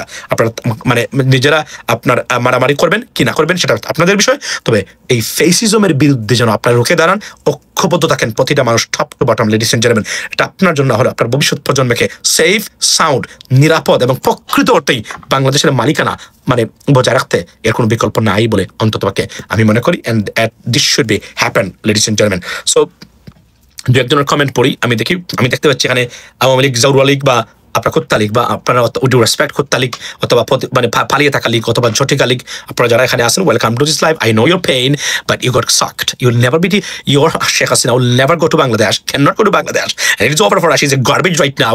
এবং India knows, Indian government knows she is a garbage and she's a liability for India. She cannot return to Bangladesh because next government যারা আসবে তাদের কোন অবস্থাতেই আওয়ামী লীগ বা শেখ হাসিনাকে রাজনীতি করার সুবিধা ওই দিবে না। পশ্চিমা বিশ্ব থেকে শুরু করে ইউনাইটেড নেশনসের আপনার একটা সুচারু এবং ক্রেডিবল তদন্তের মাধ্যমে যে ব্যক্তিকে মানবতা বিরোধী অপরাধে সাব্যস্ত বা দোষী করা হয়েছে, সেই ব্যক্তি কোন দেশের রাষ্ট্রপ্রধান এটাকেও মেনে নেবে না, এবং আমরাও মনে করি এটা কখনই আসবে না। ইনকলাব জিন্দাবাদ, এটা সত্য ঘটনা। এবং আমরা সবাই রুখে যেন দাঁড়াই ফ্যাসিজমের বিরুদ্ধে, ভারতীয় এজেন্টদের বিরুদ্ধে। এদেরকে কোনো অবস্থাতে আমরা স্থান দিব না। বাংলাদেশে আমাদের দেশ আমরা রক্ষা করেছি, আমরা উদ্ধার করেছি, আমরা রেস্কিউ করেছি। অধ্যাপক শহীদুজ্জামানের মতে যে অল্প মানে অর্থাৎ ইন্ডিয়ার ফ্যাট থেকে বাংলাদেশকে বের করে নিয়ে এসেছে তরুণ প্রজন্ম, নতুন প্রজন্ম, আমরা আপনারা সবাই মিলে, ladies and gentlemen. So therefore, please wake up and have your breakfast right now. Let's get started a fantastic and beautiful day. I believe that you already started this at 10 a.m. 27 past 10 a.m. I believe that it's a 10 hours difference right now. Ladies and gentlemen, wake up, go to work, go to office. Some people already started their office, and have a blessed day and beautiful day because one of the terrorists just been arrested by NYPD. আপনার এবং this is the beginning. Awami লীগের রাজনীতি যুক্তরাষ্ট্রের মাটিতে মানে মানে ধ্বংস হওয়ার বা ব্যান হওয়ার মাত্র কার্যক্রম শুরু হলো। কারণ আমার থেকে শুরু হয়েছে এটা, ইনশাল্লাহ এখানে অন এন্ড অন। কারণ আমি মনে করি একজন নিরীহ মানুষ, সাধারণ মানুষ যেন তাদের হ্যারাসমেন্টের শিকার না হয়, কারণ সবাই তো আর আমরা না। এই জন্য আমি বলি এখনই সময় আছে, এরা যেন কখনো ক্ষমতার দ্বারা কাছে যেতে না পারে। যদি যেতে পারে তাহলে বাংলাদেশে তারা ব্লাড বাদ যেটা আছে সেটা ক্যারি করবে। হাসিনা প্রতিদিন ঘোষণা দিচ্ছে মেরে ফেলবে, কেটে ফেলবে, কাউকে ছাড়বে না। দেখেন সে খবরের থেকেও এখান থেকে যে হুঙ্কার দেয়, যে হুঙ্কারের জন্য সে ধ্বংস হয়ে গেছে, কতটা মানসিক বেকারগ্রস্ত, কতটা মেন্টাল এবং পাগল এবং দুর্বৃত্ত, সেই জন্য কখনোই বাংলাদেশের রাজনীতি তার কাছে না যেতে পারে। আমরা আসুন আমরা স্বৈরাচারকে না বলি, ফ্যাসিজমকে না বলি, ভারতীয় এজেন্টদেরকে না বলি, আমরা মানুষের রাজনীতি করি। বাংলাদেশি জাতীয়তাবাদে বিশ্বাসী সকল রাজনীতিক দলগুলাকে ইয়েস মতো পার্থক্য থাকতে পারে, এদেরকে ইয়েস বলি এবং আমাদের দেশটা এই এই এই কাল নাগিনীর কাছ থেকে এবং ভারতীয় এজেন্টদের কাছ থেকে রক্ষা করি। Have a blessed day, ladies and gentlemen. See you next time. এখানে বেশ কিছুক্ষণ অপেক্ষা করছে, তারপরে ওনারা আবার এখান থেকে চলে গেছে। আমরা অনেক রাত হয়ে গেছে, অনেক রাত হয়ে যাওয়ার কারণে আমরা আজকে আর এয়ারপোর্টে যাওয়ার জন্য প্রিপারেশন নিতে পারি নাই। তারপরে উনি ওনার লোকজন নিয়ে এয়ারপোর্টে গেল, 1টা থেকে 4টা পর্যন্ত উনি সেখানে ছিল, উনি সেখানে মিছিল মিটিং করছে। কিন্তু আমি এটা জিনিসটা বুঝতে পারলাম না যে আমাদের মাননীয় মহাসচিবকেই তো রিসিভ করার জন্য এয়ারপোর্টে আমাদের নেতা কর্মী যারা গেছে সবাই সেই উদ্দেশ্যে গেল, কিন্তু উনি এয়ারপোর্টে মহাসচিবকে রিসিভ না করে উনি কেন নেতা কর্মীদেরকে নিয়ে 4টার আগে সেখান থেকে স্থান ত্যাগ করলো? বিষয়টা খুবই রহস্যজনক। আমি মনে করি এই বিষয়টার পিছনে নিশ্চয়ই বড় কোনো ষড়যন্ত্র আছে। আমাদের দলের অত্যন্ত জনপ্রিয় এবং ত্যাগী, আপনারা জানেন যে বিগত স্বৈরাচারী শেখ হাসিনার আমলে যিনি আমাদের দলের ভারপ্রাপ্ত চেয়ারম্যান বিদেশে অবস্থান করছেন, আমাদের মাননীয় চেয়ারপারসন দেশ গণতন্ত্রের মা বেগম খালেদা জিয়াকে শেখ হাসিনা জেলে রেখেছেন। আমাদের এই মহাসচিব ধৈর্য সহ অনেক অত্যাচার এবং নিপীড়নের মাধ্যমে দলের ঐক্যকে উনি ধরে রেখেছেন। সেই মহাসচিবকে এয়ারপোর্ট থেকে রিসিভ না করে উনি কোন উদ্দেশ্যে ওনার নেতা কর্মীদেরকে নিয়ে এয়ারপোর্ট থেকে চলে গেল এবং আমাদেরকে কেন এয়ারপোর্ট যাওয়ার জন্য বাধা দিল? গতকালকে কেন উনি আমাদের সবাই দিয়ে আমাদের এরকম একটা বিশৃঙ্খলা অবস্থা, মানে ওনার সাথে কি আওয়ামী লীগের কোনো যোগ সাজশ আছে কিনা? আমি আমাদের দলের হাইকমান্ডকে অনুরোধ করব যে বিষয়টা যেন ওনারা তদন্ত করে দেখে। নিশ্চয়ই এখানে উনি কোনো ষড়যন্ত্রের অংশ হিসেবে এই কাজটি করছে, কারণ বিগত 17 বছর আওয়ামী লীগ আমাদের সামনে দাঁড়াতে পারে নাই, আওয়ামী লীগ আমাদের কাছেও আসতে পারে নাই। আপনি দেখেছেন যে আমরা আওয়ামী লীগকে ওয়াশিংটনে কিভাবে প্রতিহত করেছি, জ্যাকসনাইটে আওয়ামী লীগকে আমরা কিভাবে প্রতিহত করেছি।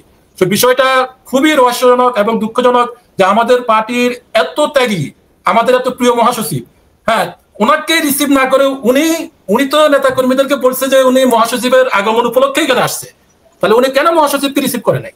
উনি মহাসচিবকে রিসিভ না করে কেন চলে গেল? আর কেন মহাসচিবকে এরকম একটা বিব্রতকর পরিস্থিতি উনি ফেলে দিল? আমি যাতে দেখলাম যে ভিডিওতে, সেখানে যদি জামাত ইসলামের লোকজন না থাকতেন তাহলে তো সিচুয়েশনটা খুবই খুবই ন্যাক্কারজনক হতো।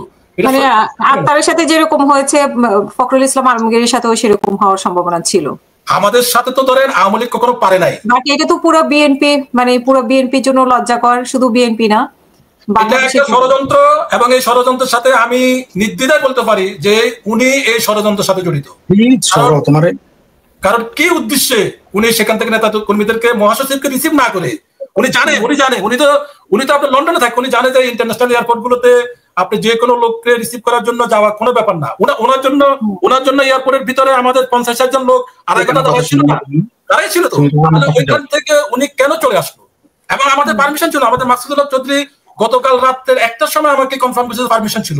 তখন আমি ওনাকে বললাম যে ভাই পারমিশনের ব্যাপারে তো ওরা বলছে যে পারমিশন নাই, সেই এয়ারপোর্ট থেকে দূরে একটা গ্যাস স্টেশন ওখানে পারমিশন দিবে। উনি বলে যে না, তারা সঠিক তথ্য দেয় না। উনি আমাকে পারমিশন পেয়েছে, আমার ফোনে আছে।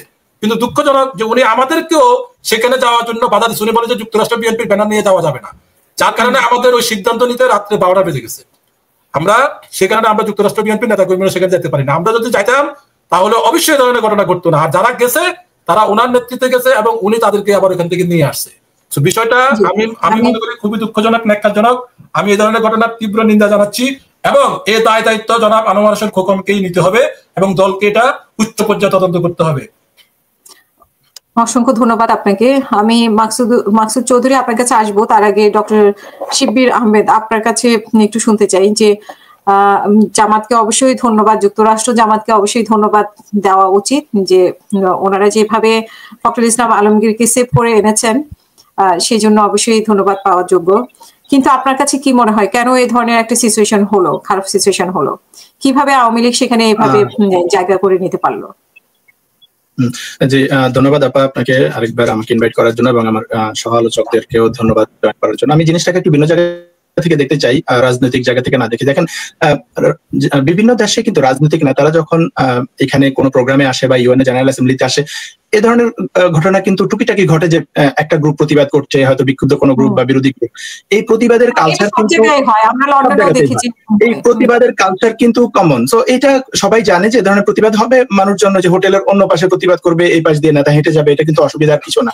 কিন্তু আমরা যেটা দেখলাম আওয়ামী লীগ যেটা করলো, এটা চূড়ান্ত রকমের ন্যাক্কারজনক ঘটনা এবং এটা আমাদের দেশের জন্য এটা খুবই অপমানজনক যে এ ধরনের ঘটনায় তারা শুধু প্রতিবাদই করে না, তারা প্রতিবাদ জানাতে পারতো, প্রতিবাদেই করে না, তারা হামলা করেছে, অ্যাটাক করেছে সরাসরি আমাদের ডেলিগেটদের উপরে। এটা আমাদের দেশের জন্য আমি মনে করি খুবই খারাপ একটা নজির তারা তৈরি করলো।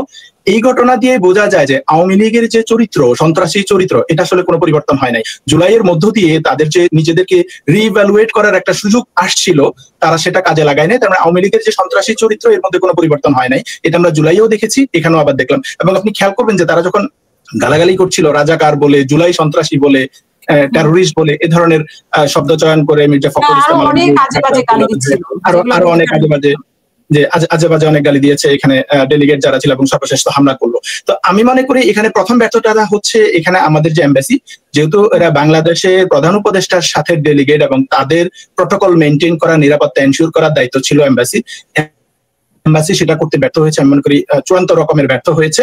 দ্বিতীয়ত হচ্ছে যে পলিটিক্যাল পার্টিগুলোর যে নিজস্ব প্রটোকল থাকে, যে সিকিউরিটি প্রটোকল মেনটেন করা দরকার ছিল, যেটা মোতাহার ভাই বলছিলেন যে এখানে এই প্রটোকলটা সঠিকভাবে মেনটেন করা হয় নাই, যেটা জামাতের পক্ষ থেকে দেখা গিয়েছে, সেটা বিএনপি বা এনসিপির পক্ষ থেকে ওভাবে প্রটোকল মেনটেন করা না। আমার কাছে এখানে গুরুত্বপূর্ণ যেটা মনে হয়েছে যে জুলাইয়ের শক্তির মধ্যে ইউনিটি থাকা যে কেন এত বেশি জরুরি। দেখেন, আওয়ামী লীগ কিন্তু যখন অ্যাটাক করছে সবাইকে জুলাই সন্ত্রাসী অ্যাটাক করছে এবং এইটা আমাদের স্বাধীনতা, সার্বভৌমত্ব বা ফেসিবাদ বিরোধী আমাদের যে লড়াই সংগ্রাম দীর্ঘদিনের, এই পুরো সংগ্রামকেই তারা কিন্তু অ্যাটাক করতেছে। তো এখানে আমি মনে করি বিএনপি, জামাত, এনসিপি 3 দলের প্রতিনিধিরা ছিল এখানে।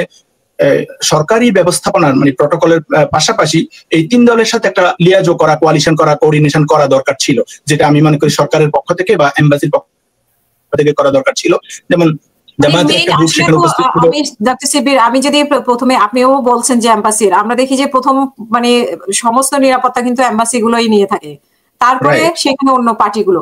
তো সেখানে এম্বাসি প্লাস 3টা পার্টি যদি একসাথে থাকতো তাহলে তো মানে এই পক্ষেরই বেশি হওয়ার কথা ছিল। এই ধরনের ঘটনা দূরে থেকে স্লোগান হতে পারতো, কিন্তু এরকম কাছে এসে গায়ে হাত দেওয়ার মতো অবস্থা, শুধু গায়ে হাতটা দেয়নি। এবং অ্যাটাকটা কিন্তু এমন না যে আমরা জানতাম না, মানে সাডেনলি ঘটে গেছে, এভাবে সারপ্রাইজিং কোনো ঘটনা না। তারা কিছুদিন আগে উপদেষ্টা মাহফুজ আলমের উপর অ্যাটাক করেছে এবং আজকে যে তারা অ্যাটাক করতে পারে এই সম্ভাবনা গত কয়েকদিনে তাদের বিভিন্ন ফেসবুক পোস্ট বা বিভিন্ন ধরনের কমেন্টের মাধ্যমে জানা যাচ্ছিল যে তারা অর্গানাইজড হচ্ছে এবং তারা অ্যাটাক করবে। নিউ ইয়র্কে এই ধরনের কালচার আছে, যদিও এটা খুবই খারাপ কালচার যে এই ধরনের দুই দলের মধ্যে বা বিভিন্ন দলের মধ্যে মারামারি হচ্ছে, সংঘর্ষ হচ্ছে, স্লোগান দিচ্ছে, খারাপ কালচার, যেটা কিন্তু আমাদের প্রস্তুতি থাকা তো দরকার ছিল। আমরা তো জানি, ব্যাপারটা তো সারপ্রাইজিং না যে আমরা জানতাম না হঠাৎ ঘটে গেছে। যেহেতু আমরা জানি তারা এরকম অ্যাটাক করবে এবং ডিম ছুড়ে মারবে, এই ধরনের ঘটনা আগেও তারা করেছে, তাহলে আমাদের সেই প্রোটেকশন মেকানিজমটা থাকা দরকার ছিল এমবাসির পক্ষ থেকে। এমবাসি এখানে চূড়ান্তভাবে ব্যর্থ হয়েছে যে তারা বিএনপি, জামাত, এনসিপির যে লোকাল নেতৃবৃন্দ আছে তাদের সাথে কোঅর্ডিনেশন করে যে আমাদের এই প্রস্তুতি আছে, লোকাল আইন শৃঙ্খলা বাহিনীর পক্ষ থেকে আমরা এই সিকিউরিটি পেয়েছি, আর আপনাদের কি প্রস্তুতি আছে, আসেন আমরা এই কোঅর্ডিনেশনটা করি। আমি দেখেছি যদি জামাতের লোকজনরা যে সিকিউরিটি দিয়ে ডক্টর তাহেরকে এবং পরবর্তীতে মির্জা ফখরুল ওনাদেরকে সেভ করেছেন, জামাতের যে ফোর্সটা ওখানে ছিল, এই ফোর্সটাকে যদি আমাদের টোটাল সিকিউরিটির সাথে কাজে লাগানো যেত তাহলে কিন্তু এই অ্যাটাকটা তারা করতে পারতো না। আমি দেখলাম যে যখন ওনারা বের হচ্ছেন, এই লম্বা পথে হেঁটে যাচ্ছে, খুব স্ট্রং সিকিউরিটি ছিল না, এবং পরবর্তীতে জামাতের নেতা জনাব ডাক্তার আব্দুল্লাহ মোহাম্মদ তাহের উনি পেছনে থাকলেন, ওনার টিম সহ ছিল, আর এমবাসির লোকজন তাসনিম জারা এবং জনাব আক্তার হোসেনকে ডেকে সামনে নিয়ে যাচ্ছেন। তার মানে এখানেও দেখেন, আমরা যদি একসাথে থাকতো সব ডেলিগেটরা তাহলে কিন্তু এই হামলাটা হতো না। তাহলে উচিত ছিল এমবাসি যে সব গেস্টদেরকে একসাথে নিজস্ব প্রটোকল এবং দলীয় প্রটোকল গুলো সহ একসাথে বের করা, তাহলে এই হামলার করার সাহসী তারা পেত না। বাইরে কতক্ষণ চেঁচামেচি মিছিল মিটিং করতে অসুবিধা ছিল না, সেটা সাধারণত হয়, এটার সাথে আমরা ইউজ টু। কিন্তু আমি বলবো যে এখানে এমবাসি একটা বড় ব্যর্থতার পরিচয় দিয়েছে, তাদের মধ্যে কোঅর্ডিনেশন ছিল না। আর সবচেয়ে বড় কথা যেটা, আওয়ামী লীগের চরিত্র যে বদলায়নি, তারা বাংলাদেশে থাকুক, কোন উন্নত দেশে আসুক, আমেরিকার মতো দেশে আসুক, নিউ ইয়র্কের মতো মেগা সিটিতে থাকুক, তাদের চরিত্র আসলে সন্ত্রাসী চরিত্রই। তো এই সন্ত্রাসীদেরকে সরকারকে স্টেপ নিতে হবে এই সন্ত্রাসী সংগঠনের ব্যাপারে তারা কি করবে। তারা ইউএস এর সাথে সন্ত্রাসী সংগঠনের ব্যাপারে ডিল করতে হবে যে এরা এখানে আমাদের ডেলিগেটদের উপর হামলা করেছে নিউ ইয়র্কের মাটিতে, বাংলাদেশে তাদেরকে নিষিদ্ধ করার ব্যাপারে আমি মনে করি এইটা আরেকটা বড় জায়গা তৈরি করে দিল যে এদের সন্ত্রাসী চরিত্রের কোনো পরিবর্তন হয় নাই। অসংখ্য ধন্যবাদ। আমি একটু মাকসুদ চৌধুরী আপনার কাছে শুনতে চাইবো যে এমবাসি গুলার এই পরিস্থিতি কেন? আমরা দেখেছি যে যখন যুক্তরাজ্যে এসেছিল তখনও কিন্তু আওয়ামী লীগ সুযোগ পেয়েছে, এমবাসির মাধ্যমেই কিন্তু বিভিন্ন জায়গায় ঢুকে যেতে পেরেছে যেখানে খুবই রেস্ট্রিক্টেড।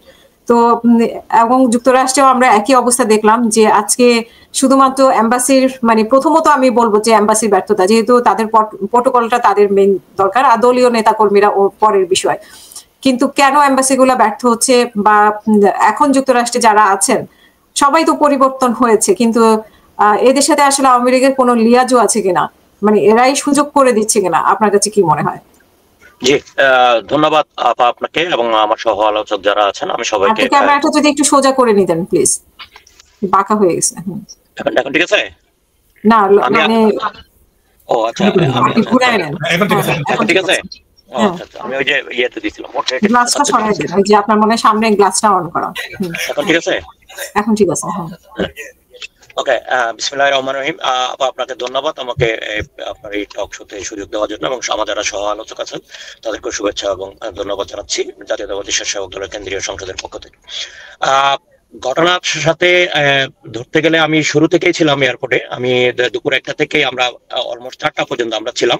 4টা বাজার 5 মিনিট আগে আমাদেরকে জানানো হলো যে যারা ডেলিগেট আসছেন তারা এসএসএফ এর অর্থাৎ এখানে আমেরিকান সিক্রেট সার্ভিসের প্রটোকলে তারা প্রধান উপদেষ্টার সাথে চলে গিয়েছেন, আমরা চলে যেতে পারি এয়ারপোর্ট থেকে।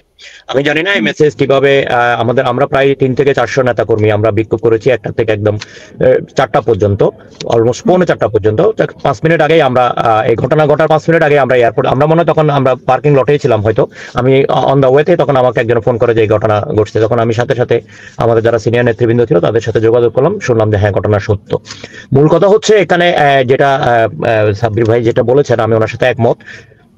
আপনারা দেখেন মাহফুজ আলমের ঘটনাটাও দেখলে আপনারা বুঝতে পারবেন যে এমবাসির দরজা পর্যন্ত ওরা কিভাবে যায়। একটা বিদেশি, এখানে আপনার জেনেভা কনভেনশন আছে, কনভেনশন অনুযায়ী কোনো মিশনে এভাবে বাইরের লোক দরজা পর্যন্ত গিয়ে আঘাত করা এটা খুবই ন্যাক্কারজনক। আর আওয়ামী লীগের চরিত্র এটা আজকে নতুন না, কারণ ওদের নেতা শেখ মুজিবুর রহমান তখনই স্পিকার শাহেদ আলীকে চেয়ার দিয়ে মেরে সংসদে পিটাইছিল। তার মারামারি এদের অভ্যাস, এরা দেশ চিনে না, এরা শুধু চিনে লুটপাট করা আর চুরি করা, এদের আর কোনো কিছু নাই। এখন বাংলাদেশে ব্যবসায়ীদের কাছে প্রচুর টাকা পয়সা, সবাই এখানে চলে আসছে, সবগুলো বাংলাদেশের থেকে সমস্ত সন্ত্রাসী এখানে চলে আসছে। কারণ শেখ হাসিনা যখন এখানে আসতেন তখন উনি 200-300 লোককে ভিসা করায় নিয়ে আসতেন, তো এখানে ভিসা দিলে 5 বছরের জন্য দিছে। গত বছর যারা আসছে অর্থাৎ 2023 সালে যারা আসছে তাদের এখনো ভিসা আছে, সবাই এখন এখানে। আমি অনেক বাংলাদেশের অনেক আওয়ামী লীগের, ছাত্রলীগ, যুবলীগের অনেক নেতাকে আমরা এখানে রাস্তাঘাটে দেখতে পাই, অনেক সাংবাদিক আছেন যারা তখন ওই সরকারের লেসপেন্সার ছিলেন, সবাই এখানে এখন আছেন। এখন যেটা হচ্ছে আজকে যে ঘটনা ঘটেছে, আমি ঘটনায় ফিরে আসি। আমরা যখন চলে আসলাম, তাহলে আমার প্রথম কথা হলো যেটা সাব্বির ভাই বলেছেন, এমবেসির উচিত ছিল প্রথমত সরকার যেটা বাংলাদেশ থেকে যেটা করেছেন, ওনারা প্রফেসর মোহাম্মদ ইউনূস উনি ওনার ইজ্জত রক্ষা করার জন্য উনি, আমি মনে করি উনি এই যে রাজনৈতিক দলগুলোকে ওনার সাথে ইনভলভ করিয়েছেন, উনি ইনভলভ করিয়েছেন ঠিকই আছে, কিন্তু তাদের নিরাপত্তার ব্যবস্থা সরকার করেনি। প্রথমত উনি যখন এমবেসি থেকে ভিসা নিয়েছেন, এখানে 2 ক্যাটাগরির ভিসা, এটা আপনারা অবশ্যই জানেন।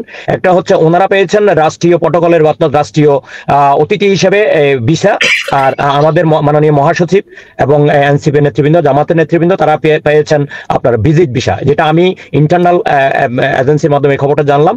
যখন তারা কাস্টমসে এখানে ছিল ভিতরে, যখন তাদের ক্লিয়ারেন্সের সময়, তখন এসএসএফ বলছে না ওনারা সিভিলিয়ান, আমরা সিভিলিয়ান, কখনো সিভিলিয়ান আমরা প্রোটেকশন দিতে পারবো না, ওনারা রাষ্ট্রীয় অতিথি নয়। আমি প্রথমত এখানে আমি সরকারকে দোষারোপ করব।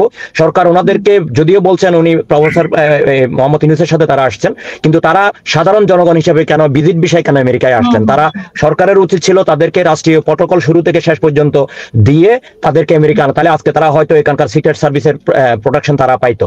আর দ্বিতীয়ত কথা, বের হয়েছেন সেভাবে ওনার সাথেই বের হতে পারতো। হ্যাঁ, ওনার সাথে আমরা আমাদের কাছে মেসেজ ছিল এটাই, ওনার সাথে তারা সিক্রেট সার্ভিসে প্রটোকলে তারা ভিতর দিয়ে চলে যায়, ইউজুয়ালি রাষ্ট্রীয় অতিথিরাও ভাবে যায়, কিন্তু ওনাদেরকে রাষ্ট্রীয় অতিথি হিসেবে গণ্য করা হয়নি, যেহেতু ওনারা এখানে এসেছেন ভিজিট ভিসা হিসেবে। এটা আমি একবার ইন্টারনাল খবর থেকে বলছি, আমি এখানে আমাদের ভিজিট ভিসা যারা সাধারণভাবে ধরেন, হ্যাঁ ভিজিট ভিসায় ওনারা এখানে আসেন, কিন্তু ভিজিট ভিসায় যারা আসেন তারা সিভিলিয়ানকে এসএসএফ কখনো সিকিউরিটি দিতে বাধ্য নাই। হ্যাঁ, যার কারণে ওনারা এভাবেই অনেকটা কোন রকম প্রটোকল ছাড়াই, এবং এমবেসির কয়েকজন লোক ছিল যেটা আমরা দেখলাম, আমাদের মির্জা ফখরুল ইসলাম আলমগীর সাহেবের সামনে দিয়ে তারা আসতেছিল, কিন্তু পিছন দিক থেকে আওয়ামী লীগের লোকজন কিন্তু ছিল না খুব বেশি ওখানে, তারা হয়তো এখানে হাইডিং ছিল। কোনো এরা বের হওয়ার সময় এদের নিশ্চয়ই এমবেসির ভিতর থেকে কেউ জানে, আমরা জানি না ওনারা বের হবেন, কিন্তু আওয়ামী লীগের লোকজন কিভাবে জানে? ওনারা জান নাই। আওয়ামী লীগের লোকজন ঠিক ওখানে উৎপেতে ছিল, যখন এরা বের হয়েছে তারা 8-10 জন লোক পিছন থেকে এসেই এভাবে অলমোস্ট, আমি তো যে ভিডিও দেখেছি আমাদের মহাসচিবের গায়ের উপরে একটা ছেলে ওনাকে নাম ধরে ধরে বলতেছে, এই যে মির্জা ফখরুল, এই যে মির্জা ফখরুল, এই যে মির্জা ফখরুল, এভাবে ভিডিওতে বলতেছিল। আমি এখানকার টাইম টেলিভিশনের যেটা ভিডিও আমি দেখেছি, তো এটা খুবই ন্যাক্কারজনক এবং আমরা তীব্র নিন্দা জানাচ্ছি এটার জন্য। এগুলা এবং আমাদের দলের যারা সিনিয়র নেতৃবৃন্দ, যুক্তরাষ্ট্রে বিশেষ করে যারা সিনিয়র নেতৃবৃন্দ আছেন, তারা বিভিন্ন সময় এমবেসি থেকে আমরা কল পাই না, বিভিন্ন প্রোগ্রামে আওয়ামী লীগের লোকজন কিংবা আওয়ামী লীগের সাথে যারা তাদের সহযোগী সংগঠন ছিল, জাতীয় পার্টি কিংবা অন্যান্য, তারা পেয়েছে। আপনারা জানেন, একটা ইন্টারনাল খবর বলি যেটা আমি ব্যক্তিগতভাবে জানি, আগামী 27 তারিখ এখানে এনআরবি একটা প্রোগ্রাম হচ্ছে, এনআরবি কানেক্ট নামে, এটা বিডা ইনভেস্টমেন্ট সামিট করছে আগামী 27 তারিখ। ওই লিঙ্ক আমরা পাইনি, কিন্তু আওয়ামী লীগের লোকজন পেয়ে গেছে, জাতীয় পার্টির লোকজন পেয়ে গেছে। এটা খুবই, এগুলা তাহলে এমবেসি থেকে যদি এগুলো ডিস্ট্রিবিউট না করে তাহলে তারা পেলো কিভাবে? আমাদের বিএনপির লোকজন আমরা পাই না, কোনো প্রোগ্রামে দেখা যায় জাতীয় পার্টির লোকজন ওখানে বসে থাকে, আওয়ামী লীগের কিছু হয়তো যারা একদম কালার তারা যায় না, কিন্তু ওই ছোটখাটো নেতারা ওখানে গিয়ে বসে থাকে। এটা আমাদের এমবেসি গুলাকে বর্তমান সরকারের উচিত, এখনো স্বৈরাচারের দোষর যারা ওখানে বসে আছে, ফ্যাসিস্টের দোষর যারা বসে আছে, তাদেরকে ওই এমবেসি থেকে বের করা উচিত। না হলে এই আজকে যে ঘটনা ঘটেছে, আপনারা দেখেন গত মাসের 19 তারিখ, অগস্টের 19 তারিখ বোধহয়, উপদেষ্টা মাহফুজ আলমের উপর যে ঘটনা করেছে, আজকে সাহস পেয়েছে, আজকে তারা গায়ের উপর উঠে গেছে, কালকে তারা রাস্তায় পাবে। লন্ডনও সেম ঘটনা করেছে, নিউ ইয়র্কও এই পরপর 2বার করলো।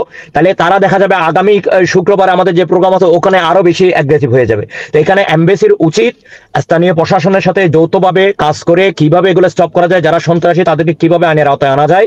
কারণ এখানে প্রতিটা নাগরিকের সেফটি দেওয়া, বাংলাদেশের নাগরিক বিশেষ করে এরা বাংলাদেশের প্রথম সারির রাজনৈতিক নেতৃবৃন্দ আজকে যারা এসেছেন, যাদেরকে হেনস্থা করা হয়েছে, তাহলে আজকে তাদেরকে এই এমবেসি দাওয়াত দিয়ে এনে তাদেরকে ইনসাল্ট করা হলো। আমি মনে করি সরকারের উচিত এখানে এই তদন্ত করে এটার সাথে যারা জড়িত তাদের বিরুদ্ধে ব্যবস্থা গ্রহণ করা, এবং ভবিষ্যতে যেন এই ধরনের ঘটনা না ঘটে এরকম একটা ব্যবস্থা নেওয়া। জি, অনেক ধন্যবাদ।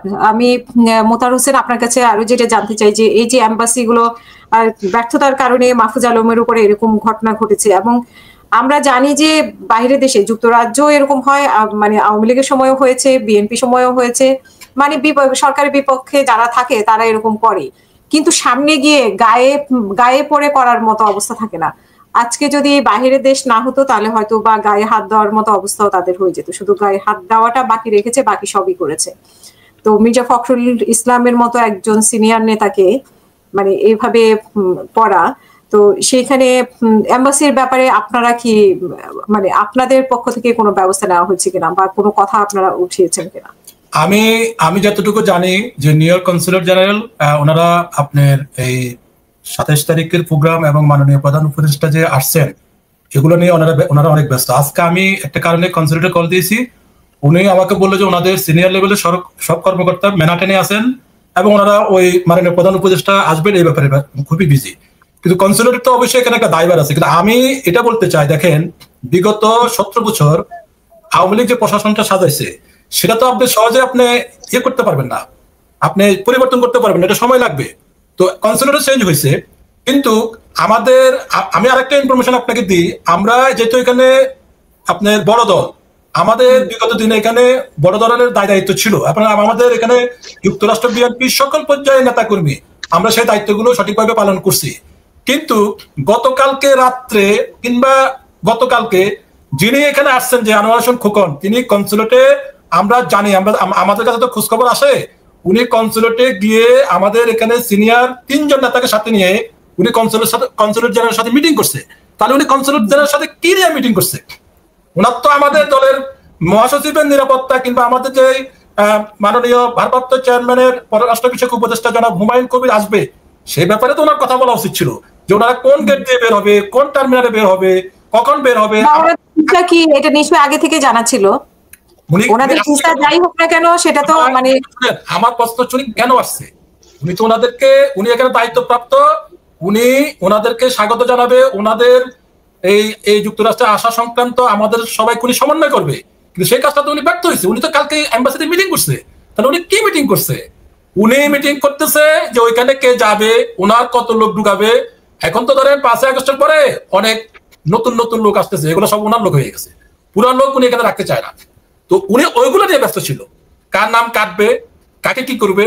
উনি আমাদের মহাসচিব কিংবা আমাদের হুমায়ুন ভাই যিনি উপদেষ্টা, ওনারকে নিয়ে উনি কোনো টেনশনে করে নাই, উনি কোনো কথাই বলে নাই। যদি বলতো তাহলে এম্বাসির লোকজন অবশ্যই বলতো যে ঠিক আছে আপনাদের 30 জন লোক 30 জন লোক আপনারা অমুক টার্মিনালে অমুক গেটে রাখবেন, অমুকটার সময় ওনাদের সাথে একটা মেসেজ আদান প্রদান হতো, কমিউনিকেশন থাকতো। উনি এয়ারপোর্টে যে কাজটা করছে, যে উনি একজন কেন্দ্রীয় নেতা, উনি এয়ারপোর্টে আমাদের আজকে আমরা তো কখনো এয়ারপোর্টে এই ধরনের বিক্ষোভ করি নাই, আমরা সবাই ঘুরে ঘুরে ঘুরে ঘুরে স্লোগান দিই। উনি সবাইকে লাইন ধরে দাঁড় করাইছে, করাই উনি নিজে মাইক নিয়ে স্লোগান দিচ্ছে। উনি কি এখানে স্লোগান দিতে আসছে? ওনার কাজকে স্লোগান দেওয়া? উনি তো বিএনপি আন্তর্জাতিক বিষয় সম্পাদক, উনি আমেরিকার মতো এরকম একটা দেশে সাংগঠনিক দায়িত্বে আছে, ওনার বোঝা উচিত কোথায় কি কাজ করতে হয়। আমি মনে করি দায়িত্ব শুধু এম্বাসিকে দিলে হবে না, এটা আমাদের যিনি দায়িত্বপ্রাপ্ত উনি সবচেয়ে বেশি দায়ী, উনি এটা সমন্বয় করতে পারে নাই। এবং উনি নিজের ক্রেডিট নেওয়ার জন্য ওইখানে লোকজন যাইতে বাধা প্রদান করতেছিল, যেটা গতকালকে রাত্রে প্রমাণ, আমাদের কাছে ভিডিও আছে, আমাদের কাছে সব প্রমাণ আছে। উনি আমাদেরকে যাওয়ার জন্য বাধা প্রদান করতেছিল, উনি আমাদেরকে বাধ্য করতেছিল যে আমরা যেন 3টা কমিটির আন্ডারে যাই। আমরা 3টা কমিটির আন্ডারে কিভাবে যাবো? ওইগুলো তো সঠিকভাবে নির্বাচিত হয় নাই। আর ওইখানে যারা নির্বাচিত হয়েছে ওরা তো এখানে ওই ক্যাটাগরির নেতা না যে আপনি ওর নির্বাচন পারবেন। আর ওরা যদি ওই ক্যাটাগরির নেতা হইতো তাহলে আজকে 18 মাস যাবত ওইখানে পূর্ণাঙ্গ কমিটি করা যায় না কেন? এবং এখানে এমন নেতা আছে শেখ হাসিনা, আমরা তাদের কাছ থেকে ব্যানার ছিনিয়ে নিয়েছে দেখছি, সেই ব্যানার আমরা ফেরত আনছি। এই যে মাকসুদুল্লাহ চৌধুরী সেদিন সেখানে অগ্রণী ভূমিকা পালন করছে, আওয়ামী সাথে আমরা সেখানে মারামারি করছি, সেটা সময় টিভিতে লাইভ দেখানো হয়েছে। আমি বলবো এম্বাসির ব্যর্থতার চাইতে আমাদের দলের যিনি এখানে দায়িত্বপ্রাপ্ত ওনার ব্যর্থতা বেশি। সো আমার মনে হয় উনি গতকালকে এম্বাসিতে কি মিটিং করছে সেটা আমাদের হাইকমান্ডকে ডিসক্লোজ করা উচিত। যদি এম্বাসি ওনার কোনো রিকোয়েস্ট না রেখে থাকে এয়ারপোর্ট সংক্রান্ত ব্যাপারে, সেই বিষয়গুলো আমাদের খতিয়ে দেখতে হবে, আমাদের এম্বাসির লোকজনের ব্যাপারে আমাদেরকে আরো সতর্ক হতে হবে। আর যদি উনি এই বিষয়টি আলোচনা না করে থাকে তাহলে ওনার বিরুদ্ধে তদন্ত করতে হবে, ওনার নিশ্চয় কোনো অসৎ উদ্দেশ্য আছে। এখন কথা হচ্ছে যে জামাত তো তার নেতাকেও সেভ করে আনতে পারলো, মানে এত সুসংগঠিত ভাবে, এত সুন্দর ভাবে, সেখানে মির্জা ফখরুল ইসলাম আলমগীরকেও কিন্তু সেভ করলো। তো জামাত যদি পারে তাহলে আপনারা কেন পারেন না? এটা কিন্তু ব্যর্থতার কারণে পারে নাই। উনি এখানে এসে উনি যুক্তরাষ্ট্র বিএনপি কিভাবে বন্ধ করবে, ব্যানার কিভাবে বন্ধ করবে, উনি গত 1 বছর ধরে সেই চেষ্টা করতেছে। একবার কেন্দ্র থেকে একটা চিঠি ইস্যু করেছে, তারপরও আমরা আমাদের মাকসুদুল্লাহ চৌধুরীর নেতৃত্বে, আমাদের ডক্টর মুজিবের নেতৃত্বে, আমাদের কেন্দ্রীয় কমিটির ভাইস প্রেসিডেন্ট ডক্টর আসাদুজ্জামান রিফন সে প্রোগ্রামে আসছে, সেখান থেকে আমরা রক্ষা পাইছি। এরপরে উনি এটাকে যুক্তরাষ্ট্র পরিবার বানাচ্ছে এবং গতকালকে উনি আমাদেরকে ব্যানার ব্যবহারে নিষেধাজ্ঞা দিচ্ছে। আমরা যেখানে আওয়ামী লীগের বিরুদ্ধে আন্দোলন করবো, আমাদের মহাসচিব আসবে, সেখানে যত ব্যানার যাবে ততই তো লাভ। আর যুক্তরাষ্ট্র আওয়ামী লীগের বানা যাবে, যুক্তরাষ্ট্র বিএনপি বানা যাবে না কেন? উনার প্রত্যেকটা আচার আচরণ, কথাবার্তা, চালচলন গত 3 দিন ধরে আমরা খুব ডিপলি অবজার্ভ করতেছি। এটা খুবই ষড়যন্ত্রমূলক। আমার মনে হয় ওনার ভিতরে কাপলা আছে। আমাদের আগে নিজেদেরকে এই 5 আগস্টের পরে আমাদের দলের অনেক নেতা কর্মীর বিরুদ্ধে আছে। উনি আমার মনে হয় ওই দল অন্তর্ভুক্ত। এইবার ওনার ব্যাপারে আমাদের আগে সতর্ক হইতে হবে। কারণ আমরা যুক্তরাষ্ট্র বিএনপিতে আপনার কমিটিবিহীন অবস্থায় 70 বছর আন্দোলন করছে, আমাদেরকে কেউ গায়ে হাত দিতে পারে না। উনি কেন আজকে ঘটনাটা ঘটালো? এবং আমি আওয়ামী লীগের এই ধরনের কর্মকাণ্ডের তীব্র ঘৃণা করতেছি, নিন্দা জানাচ্ছি। এবং আওয়ামী লীগকে আমি আজকে আপনার অনুষ্ঠানের মাধ্যমে বলতে চাই, যদি আপনারা এই ধরনের কর্মকাণ্ড বন্ধ না করেন তাহলে আমরা আপনাদের বিরুদ্ধে যুক্তরাষ্ট্রের আইন এবং আমাদের লোকবল নিয়ে কঠোর হতে বাধ্য হব। আপনারা ভুলে যাবেন না যে শহীদ প্রেসিডেন্ট জিয়া রহমান এবং বেগম খালেদা জিয়া এবং তারেক রহমানের নেতা কর্মীরা যুক্তরাষ্ট্র থেকে হারিয়ে গেছে। আমরা অবশ্যই আপনাদের বিরুদ্ধে ব্যবস্থা নিতে বাধ্য হব। জি, অসংখ্য ধন্যবাদ। আমি ডক্টর শিব্বির আহমেদ আপনার কাছে যেতে চাই। এখানে আসলে এম্বাসি গুলোতে যে পরিস্থিতি আমরা এখানে দেখেছি, যে আমি আগেও বলেছি, যেখানে সাধারণত একদম যাচাই বাছাইয়ের মাধ্যমে নিতে হয়, সেখানেও কিন্তু আমরা দেখেছি যুক্তরাজ্যে এরকম মানে সেই জায়গাগুলোতেও প্রবেশ করেছে আওয়ামী লীগ, এবং গতবারও প্রবেশ করেছে, যখন ডক্টর ইউনূস এসেছিল তখনও প্রবেশ করেছে, এইবারও প্রবেশ করেছে, আওয়ামী লীগের নেতাকর্মীরা প্রবেশ করেছে, করে ওনাকে প্রশ্ন করেছে, মাহফুজ আলমকেও প্রশ্ন করেছে, একেও প্রশ্ন করেছে, অথচ ওইখানে মানে এম্বাসির মাধ্যমে যাচাই বাছাই করে ঢুকাতে হয়।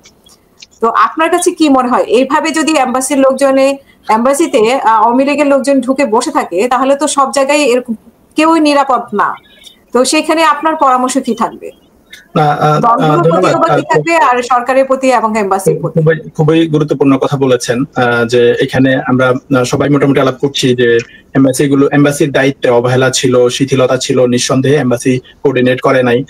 মোতাহার ভাই যদিও বলেছিলেন যে বিএনপির এবং টাইমগুলো কিন্তু অ্যাকুরেট টাইমগুলো কিন্তু এম্বাসি থেকে পাওয়ার কথা, যে কখন কোন পদে বের হবে, কি হবে না হবে।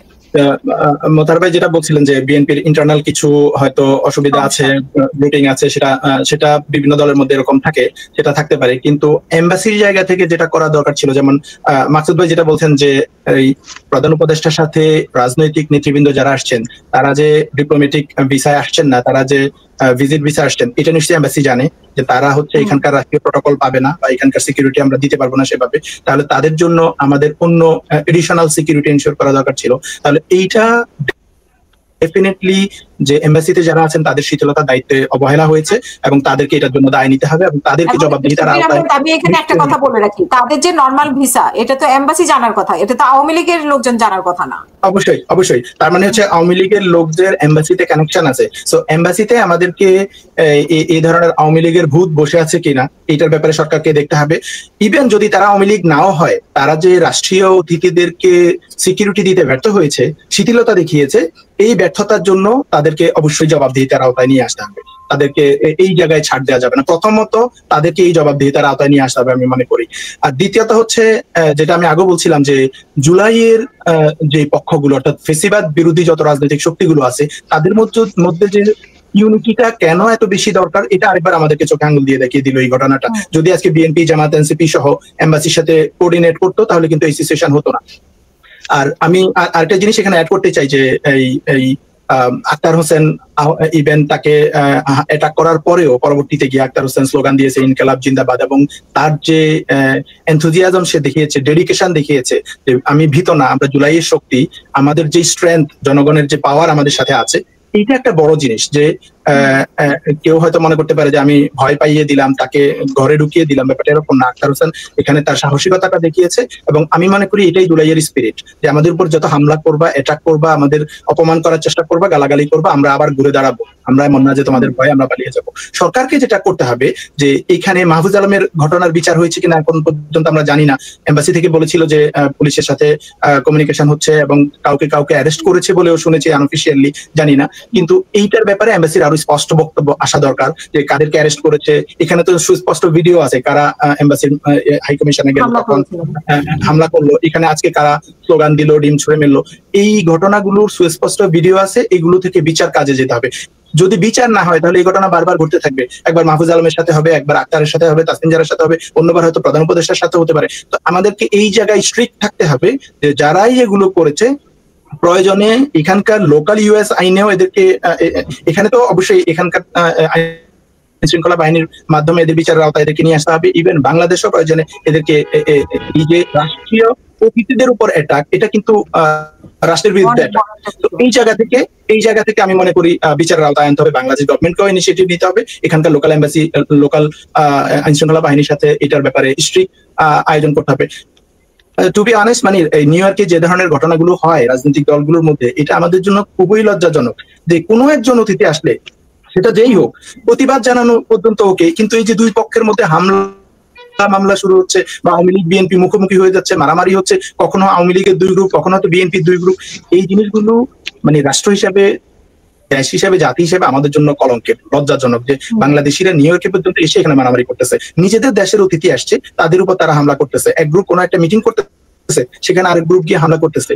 এই কালচারটা পরিবর্তন কিভাবে হতে পারে, এটা নিয়ে রাজনৈতিক নেতাদের চিন্তা করা উচিত যে এইটা জাতি হিসাবে আমাদের জন্য এটা খুবই লজ্জাজনক এবং দুঃখজনক ঘটনা। আর আওয়ামী লীগ যদি এই চরিত্র না পাল্টায়, যে 5ই আগস্টের পরে তারা নিজেদেরকে শুধরানোর একটা সুযোগ পেয়েছে, যদি এটা না পাল্টায় তাহলে আওয়ামী লীগের ব্যাপারে আমাদেরকে সিরিয়াসলি চিন্তা করতে হবে। যারা বলতেছে যে রিফাইন আওয়ামী লীগ বা একদম ভালো আওয়ামী লীগদেরকে নিয়ে আমরা অ্যাকোমোডেট করব, তাদের এখানে চিন্তা করতে হবে যে ভালো আওয়ামী লীগ বলতে কোনো আওয়ামী লীগ আসলে নাই। নিউ ইয়র্কের মতো জায়গায় এরকম সভ্য সমাজে এই আইন শৃঙ্খলার এই লেভেলের পজিশনে এসে তারা যদি অ্যাটাক করতে পারে রাষ্ট্রীয় অতিথিদের উপরে, গোপালগঞ্জে এনসিপি নেতাদের উপরে হামলা করেছে, তাহলে এরকম সন্ত্রাসী কার্যক্রম এখনো চালিয়ে যাচ্ছে।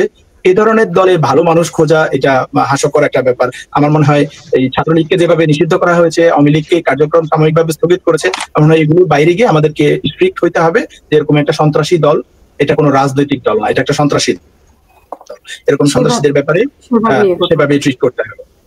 গত রাতে কি হয়েছিল, মানে গত রাতে অবশ্য বিএনপি এবং আওয়ামী লীগের মধ্যে আমরা দেখলাম যে এক ধরনের সংঘর্ষ, সেই সিনারিও দেখেছিলাম, সেটা মানে এই ধরনের সংঘর্ষ তো হচ্ছেই, মানে যে কোনো ঘটনায়, মানে শুধু গতকাল রাতেও না, আপনি এই গত 1 মাস ধরেও যদি দেখেন, যখনই কোনো একটা পক্ষ কোন একটা প্রোগ্রাম করছে সেখানে এসে তারা এটা করতেছে, সেটা বিএনপি করুক বা জামাতপন্থী কোনো সংগঠন করুক বা জামাত করুক, এনসিপি করুক, যারাই কোনো একটা ইনিশিয়েটিভ নিবে, ইভেন একটা মানববন্ধন করতে গেলেও সেখানে আওয়ামী লীগের লোকেরা এসে গালাগালি করতেছে, নোংরা ভাষায় কথা বলতেছে। নিউ ইয়র্কের পুলিশের জন্য এটা একটা বার্ডেন হয়ে গেছে যে বাঙালিরা 2 দিন পর মারামারি করবে। এটা যে কি পরিমাণ লজ্জাজনক যে নিউ ইয়র্কে বাঙালিরা এসে 2 পক্ষ মারামারি করতেছে, পুলিশ মাঝখানে এসে দাঁড়াচ্ছে যে ভাই এগুলা করো না, এদেরকে ধাক্কাচ্ছে, ওদেরকে ধাক্কাচ্ছে। এটা আসলে খুবই লজ্জাজনক এবং খুবই, মানে অন্য দেশের নাগরিকরা এরকম করে না, শুধুমাত্র বাংলাদেশের নাগরিকরাই, বাংলাদেশিরাই বেশি, অন্য কেউ আর এরকম করে না আমি বলবো না, মানে টুকটাক হয় না এরকম না, হয় প্রতিবাদ বিক্ষোভ হয়, একজনের বিরুদ্ধে স্লোগান দেয়, সেরকম পর্যন্ত হয়, কিন্তু এভাবে হামলা করা, গায়ের উপরে এসে পড়া, ইভেন আক্রমণ করতে যাওয়া, পুলিশের সামনে পর্যন্ত আক্রমণ করতে চায়, এ ধরনের ঘটনা হয়েছে। আরো একটা ঘটনা দেখলাম যে একজন অ্যাক্টিভিস্ট আছেন রহমান মাসুম, ওনার উপরে অ্যাটাক করেছে এবং অ্যাটাক করে পুলিশকে কল করতেছে যে রহমান মাসুম আমাকে হামলা করতেছে, ওনার কাছে গান আছে, আমাকে হত্যা করতে সে নিউ জার্সি থেকে এসেছে। দেখেন, 2 জন সামনাসামনি কথা বলতেছে, পুলিশ এসে তো দেখছে যে দুজনেই পুলিশের কাছে অভিযোগ করতেছে। একজন বলছে আমাকে সে হত্যা, এখানে যখন কেউ বলে যে আমাকে কেউ হত্যা করার জন্য আসছে এবং তার কাছে গান আছে, এটা কিন্তু খুব সিরিয়াস, কারণ এখানে গান থাকা মানে সে গুলি করবে। পুলিশ সবসময় বলে যে আপনি সেফ থাকেন, তার কাছে গান আছে মানে হচ্ছে খুব সিরিয়াস কেস, কিন্তু সে পুলিশের কাছে কি বলছে যে রহমান মাসুমের কাছে গান আছে, সে আমাকে গুলি করবে, সে নিউ জার্সিতে থেকে আসছে আমাকে হত্যা করার জন্য। পুলিশ তো খুব ধরে এগুলো খুব সিরিয়াস কেস, কিন্তু এসে দেখা গেল কি তারা 2 ফিটের দূরত্বে 2 জনের কথা বলতেছে, 2 জনে পুলিশের কাছে ফোন করতেছে। এগুলো মানে নির্লজ্জ রাজনৈতিক কালচার। অসংখ্য ধন্যবাদ। আমার সাথে একজন দর্শক আছে, নিয়ে আমি আসছি মাকসুদ আপনার কাছে। ইমরান আহমেদ, আপনার প্রশ্ন বা মতামত প্লিজ 1 মিনিটে। ধন্যবাদ আপা আমাকে যুক্ত করার জন্য, এবং সম্মানিত অতিথিবৃন্দকে সালাম, আসসালামু আলাইকুম। আসলে এগুলার জন্য আমরা নিজে দায়ী এবং ইউনিট সরকার দায়ী, বিএনপি জামাত যারা রাজনীতি দল আছে সবাই দায়ী, আমাদের সুশীলরাও এর জন্য দায়ী। তারা মব বলে আমাদের আওয়ামী লীগ সন্ত্রাসী থেকে আপনি নির্মূল করতে পারবেন না। এখনো যারা রিভাইল আওয়ামী লীগ বলে ভালো আওয়ামী লীগদের রাজনীতি করবেন, আপনারা চিন্তা করেন আওয়ামী লীগ সন্ত্রাসী দল, ওরা কোনো রাজনৈতিক দল নয়। ওরা যদি চান্স পায় যে কোনো মানুষের আক্রমণ করতে, ওরা মানে কুকুরের মতো আক্রমণ করবে, ওরা তো মানুষ না, ওরা তো সন্ত্রাসী। তাই আপনার মাধ্যমে আমি বাংলাদেশের সকল রাজনীতিবিদদের আহ্বান করবো, আপনারা সবাই একমত হয়ে চিরতরে আওয়ামী লীগের রাজনীতি বাংলাদেশ থেকে মুছে দিতে হবে, নাইলে আমাদের শান্তি নাই। ওরা যদি গুইরা দাঁড়ায় আমাদের দেশটা একবারে ধ্বংস করে দিবে। ধন্যবাদ আপনাকে। অসংখ্য ধন্যবাদ আপনাকে আমাদের সাথে যুক্ত হওয়ার জন্য। মাকসুদ ভাই, আপনার কাছে আমার আরেকটি বিষয় জানার কথা, শফিকুল আলম, আসিফ নজরুল ওনারাও কি ওই যে ইয়ের সাথে প্রোটোকল পেয়েছেন, তাই তো? ওনাদের ভিসাটাও আলাদা ছিল। জি, ওনারা সবাই রাষ্ট্রীয় অতিথি হিসেবে ওনারা এসএসএফ এর সিকিউরিটি নিয়ে চলে গেছে। শফিকুল আলম, আসিফ নজরুল যদি সেই প্রোটোকল পায়, উনি তো বিএনপির একজন মহাসচিব। হ্যাঁ, ওই আমার প্রশ্ন তো ওই জায়গায়, ওনারা যখন উনি এত সম্মানিত একজন জামাত ইসলামের নেতা, কিন্তু ওনারা পান নাই। এটাই আপা, ধন্যবাদ আপনাকে।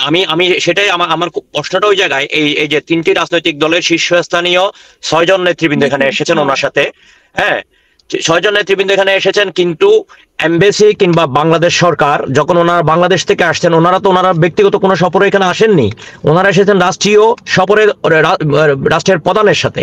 তাইলে কেন সবচেয়ে বাংলাদেশের সজ্জন একজন রাজনীতিবিদ, বর্ষিয়ান রাজনীতিবিদ, সিনিয়র ব্যক্তিত্ব মির্জা ফখরুল ইসলাম আলমগীর এবং ডক্টর আব্দুল্লাহ মোহাম্মদ তাহের, ওনারা অনেক সিনিয়র নেতৃবৃন্দ, ওনাদেরকে উইদাউট প্রটোকল পাবলিকলি এভাবে এই রাস্তার মধ্যে ছেড়ে দেওয়ার এই সরকারের অথবা এখানে যারা এমবেসির পাশাপাশি এখানে আমি জানি বাংলাদেশের বিভিন্ন এজেন্সির লোক এখানে আছেন, তাহলে ওনারা কেন এই ইনফরমেশন দিতে ব্যর্থ হলেন?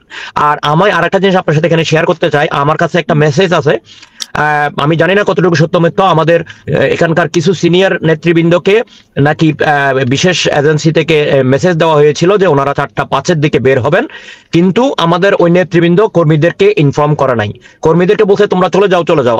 আমি এক ধারণা করতেছি হয়তো ওই নেতৃবৃন্দরা মনে করেছেন মহাসচিব আসবেন, মহাসচিবের সাথে ফটো সেশন করবেন।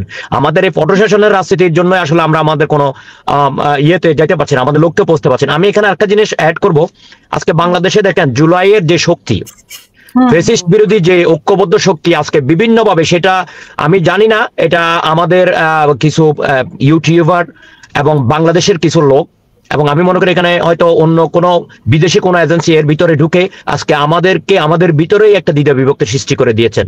আজকে জুলাইয়ের এই যে 5 অগাস্টের পূর্বে যে একটা হৃদ্যতা ছিল, যেভাবে আমরা একজন আরেকজনের সাথে কাঁধে কাঁধ মিলিয়ে এই ফ্যাসিস্টের বিরুদ্ধে আন্দোলন করেছি, আজকে এই আমাদেরকে দ্বিধা বিভক্ত করে আজকে এই আওয়ামী লীগ সুযোগ নিয়েছে। আজকে দেখেন প্রতিটা জায়গায়, আপনি গোপালগঞ্জ করলো, এখন নিউ ইয়র্কে পরপর 2বার করলো, লন্ডনে করলো। আমরা 17 বছর এখানে আমরা বিরোধী দলে ছিলাম, আওয়ামী লীগের কোনোদিন সাহস হয় নাই আমাদের কোন নেতা কর্মীর গায়ে হাত দিতে। 2022 সালে এখানে জ্যাকসন হাইটসে এই সেপ্টেম্বর মাসেই আমাদের ব্যানার ছিনিয়ে নিতে চেষ্টা করছিলাম, আমরা তাদেরকে প্রতিহত করেছি। গতকালকে যে ঘটনা বলছেন, আমি ওখানে ছিলাম, ওই ঘটনায় আমি সামনের সারিতে ছিলাম। আমরা তাদেরকে ওই যে ডাইভার্সিটি প্লাজায় আমরা কিন্তু তাদেরকে ফুটপাথ থেকে ভিতরে ঢুকতে দিই নাই, আমরা প্রতিহত করেছি যেভাবে হবে হোক। পরবর্তীতে পুলিশ এসে মাঝখানে দাঁড়াইছে, আমরা আমাদের কর্মসূচি ঘোষণা করে চলে গিয়েছি। মোতাহার ভাই যেটা বলেছেন, আমাদের নেতৃবৃন্দরা এমবেসির সাথে বৈঠক করেছেন, আমি জানি না কি বৈঠক করেছেন, হয়তো ওনারা তো আর আমাদের সাথে, আমরা যেহেতু অত সিনিয়র লেভেলের নেতৃবৃন্দ না, আমাদেরকে তারা এটা ইনফর্ম করে নাই। তবে আমাদেরকে যে নির্দেশনা দেওয়া হয়েছে, নির্দেশনা অনুযায়ী আমরা এয়ারপোর্টে গেছি। আরেকটা জিনিস আমি আপনার সাথে এখানকার আইন শৃঙ্খলা বাহিনী, এই যে এয়ারপোর্টে যে আজকে আমরা যে প্রোগ্রাম করেছি, ওটার পারমিশন নিয়েছিলাম আমি যখন ওখানে এই পুলিশ ডিপার্টমেন্টে গিয়েছিলাম, পোর্ট অথরিটি পুলিশ ডিপার্টমেন্টে, ওখানে তারা আমাকে বলেছিল, দেখ তোরা সবসময় মারামারি করস, তোরা উচ্ছৃঙ্খলতা দেখাস, তবে তোদের এখানে একটা কিওয়ার্ড হচ্ছে পিসফুল মিনস পিসফুল, তোমরা শান্তিপূর্ণভাবে ডেমনস্ট্রেশন করবা বা ওয়েলকাম র্যালি করবা, কোনো অসুবিধা নাই, কিন্তু কোনো ধরনের আমরা চাই না কাউকে অ্যারেস্ট করতে। আমরা অ্যারেস্ট করলে এটা আমাদের জন্য, আমরা অনেক বিজি, এটা আমাদের জন্য একটা হ্যাডেক। আজকেও আমি সেম দেখলাম, এই যে প্রশাসনের লোক, যেহেতু এটা যদি এমবেসি যদি প্রশাসনকে সরাসরি বলতো যে আমাদের এরা ভিভিআইপি গেস্ট, এদেরকে দায়িত্ব প্রটোকল দেওয়া, অথবা যদি এমবেসি যদি পুলিশের সাহায্য না পাইতো, তাহলে এখানে প্রাইভেট সিকিউরিটি পাওয়া যায়, প্রাইভেট সিকিউরিটি নিয়ে যদি আজকে তাদেরকে প্রটোকল দিত, তাহলে আজকে এই অনাকাঙ্ক্ষিত ঘটনা ঘটতো না, এই ন্যাক্কারজনক ঘটনা ঘটতো না। আর আওয়ামী লীগকে আপনি যতই বুঝান, এখানে রিফাইন বলে কিছু নাই। এখানে ওরা হচ্ছে, আমরা হলাম মানুষ আর ওরা হচ্ছে আওয়ামী লীগ। এখানে আওয়ামী লীগের সাথে আপনি অন্য কোনো কিছু তুলনা করে পারবেন না, কারণ এদের দুঃসাহস, এরা চুরি করেছে, চোরের মার বড় গলা, এরা সবসময়, আপনি তর্ক তো এদের সাথে পারবেন না, বেয়াদবি তো এদের সাথে পারবেন না। বারবার মানে এই যে দেশের বাইরে বারবার জুলাইয়ের উপর আঘাত আসা, মানে জুলাই বিপ্লবের উপর আঘাত আসা, এটা তো পুরো বাংলাদেশের উপর আঘাত আসা। এবং এই জুলাই বিপ্লবে মানে কি বলবো, জুলাই বিপ্লবকে ওরা যেসব গালি দিয়েছে, সেটা জুলাই ধরে তো ওরা যে কথাগুলো বলে, তো এগুলো তো মানে খুবই ছোট করার মতো অবস্থা। ওটা তো আওয়ামী লীগ কেয়ার করে না, আওয়ামী লীগ তো দেশ মনে করে না।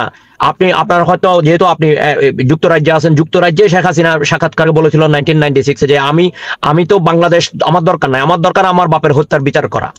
তার বাংলাদেশ তার কোন দিকে যায় সেটা শেখ হাসিনা নিজে ঘোষণা করছে বাংলাদেশ নিয়ে তাদের কোনো ভালোবাসা নেই। বাংলাদেশ নিয়ে ভালোবাসা থাকলে হাজার হাজার কোটি টাকা আজকে লুটপাট করার পরেও, বিদেশে পাচার করার পরেও আপনি কিভাবে ওরা মানুষের সামনে দাঁড়ায় এখনো তর্ক করে যে আমরা ভালো? ওরা তো ভালো না। ওরা ওই যে বললাম আমরা এখানে রাস্তাঘাটে দেখতে পারি, বিভিন্ন সামাজিক অনুষ্ঠানে দেখতে পাচ্ছি আওয়ামী লীগের সমস্ত স্তর বাটফার সব এখানে নিউ ইয়র্কে, আমি জানি না যুক্তরাজ্যে কিরকম আছে, আমরা এখানে দেখতে পাই।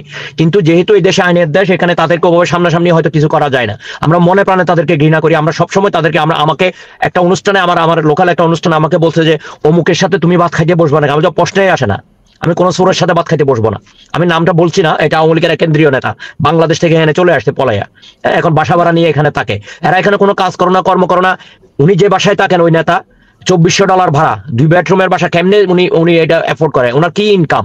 উনি শুধু আওয়ামী লীগ করেছেন বাংলাদেশ, উনি কোনো মন্ত্রী ছিলেন না, কিছু ছিলেন না। আওয়ামী লীগের কেন্দ্রীয় একটা পজিশন আছে। আমরা এইভাবেই আজকে আমি মনে করি আমার সর্বশেষ কথা যেটা হচ্ছে জুলাইয়ের যে শক্তি, এই শক্তি ঐক্যবদ্ধ থাকার কোনো বিকল্প নাই। আজকে যে ষড়যন্ত্র আমাদের ভিতরে বিএনপি জামাত ইসলামের ভিতরে ঢুকে দিয়েছেন, দীর্ঘদিন জামাত ইসলাম বিএনপির সাথে আন্দোলন করেছে, আজকে দেখেন এনসিপির সাথে বিএনপির সাথে জামাতের সাথে একটা দ্বিধা বিভক্ত সৃষ্টি করে মাঝখানে পরে আওয়ামী লীগ এবং তাদের দোসররা সুযোগ নিচ্ছে। আমি মনে করি গণতন্ত্রের জন্য বাংলাদেশে একটি নির্বাচন খুবই জরুরি। গণতান্ত্রিক সরকার না আসলে এই সমস্ত এখন যা হচ্ছে, আপনি এমবেসি বলেন কিংবা কনসুলেট বলেন কিংবা সরকারি এজেন্সিস বলেন, এগুলোকে কন্ট্রোল করা খুবই দ্রুহ হয়ে যাবে।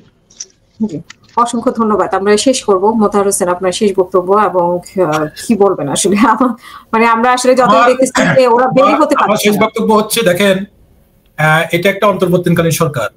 তো এই সরকারকে আপনার বিএনপি এবং জামাত ইসলাম এনসিপি সহ সবাই একটা অবাধ ও নিরপেক্ষ নির্বাচন কিভাবে অনুষ্ঠিত হবে সে ব্যাপারে সবাইকে আপনার সহযোগিতা করতে হবে। নিজেদের ভিতরে আপনার প্রতিযোগিতা থাকবে, আমরা প্রতিযোগিতা করব, কিন্তু এটা খেয়াল রাখতে হবে যে আমাদের দেশের শত্রু মানে গণমানুষের শত্রু আওয়ামী লীগ, সে আওয়ামী লীগ যাতে আমাদের মাঝে ঢুকতে না পারে এরকম কোন সিচুয়েশন যেন আপনার বিএনপি কিংবা আপনার জামাত এনসিপি কিংবা বাংলাদেশে আরো যে রাজনৈতিক দলগুলো আছে ওনারা যেন সেই সিচুয়েশনটা তৈরি না করে। আর এম্বাসিগুলো এখন থেকে এম্বাসিগুলোকে আরো সতর্ক হতে হবে। প্রয়োজন বোধে এম্বাসিগুলো যেখানে সরকার কিংবা আপনার আমাদের নেতৃস্থানীয় নেতৃবৃন্দ যাবে সেখানকার লোকাল যে পলিটিক্যাল পার্টিগুলোর নেতারা আছে তাদের সাথে আরো বেশি যোগাযোগ করতে হবে। ওইখানে 3 জন 2 জন 4 জনকে সিলেক্ট না করে ওইখানে অনেক নেতা আছে, এক এক দল থেকে মিনিমাম 10-12 জনকে নিয়ে ওনাদের আগে থেকে প্রস্তুতিমূলক মিটিং গুলো করতে হবে, যাতে করে এই ধরনের ঘটনা আওয়ামী লীগ আর করার কোনো সুযোগই না পায়। আর একটা কথা সবসময় মনে রাখবেন, যেখানে যে দায়িত্ব থাকে সেখানে তাকে সে দায়িত্বের ব্যর্থতা নিতে হয়। তো আমি আমার দলকে বলবো যুক্তরাষ্ট্রের ব্যাপারটা একটু খতিয়ে দেখতে হবে, কারণ এটাতে একটা আপনার সন্দেহমূলক, যেমন ধরেন আমাদের মাকসুদ ভাই বলছে যে নেতারা কর্মীদেরকে পাঠিয়ে দিছে, তাহলে নেতারা কোথায় গেছে? ওখানে তো আমাদের নেতারা ছিল না। নেতাদের তো উচিত ছিল যে আমাদের মহাসচিব এবং আমাদের এই আপনার পররাষ্ট্র বিষয়ক উপদেষ্টা কর্মীদেরকে পাঠায় ওনারা যাতে ওনার তো উচিত ছিল যে টার্মিনালের ভিতরে যাওয়া। টার্মিনালের ভিতরে যদি আপনার আনোয়ার হোসেন খোকন আসলে যদি 50-60 জন লোক যাই 2.5 ঘন্টা তারা থাকতে পারে, তাহলে আমাদের কেন এই নেতা কর্মীগুলোকে টার্মিনালে নেওয়া হলো না?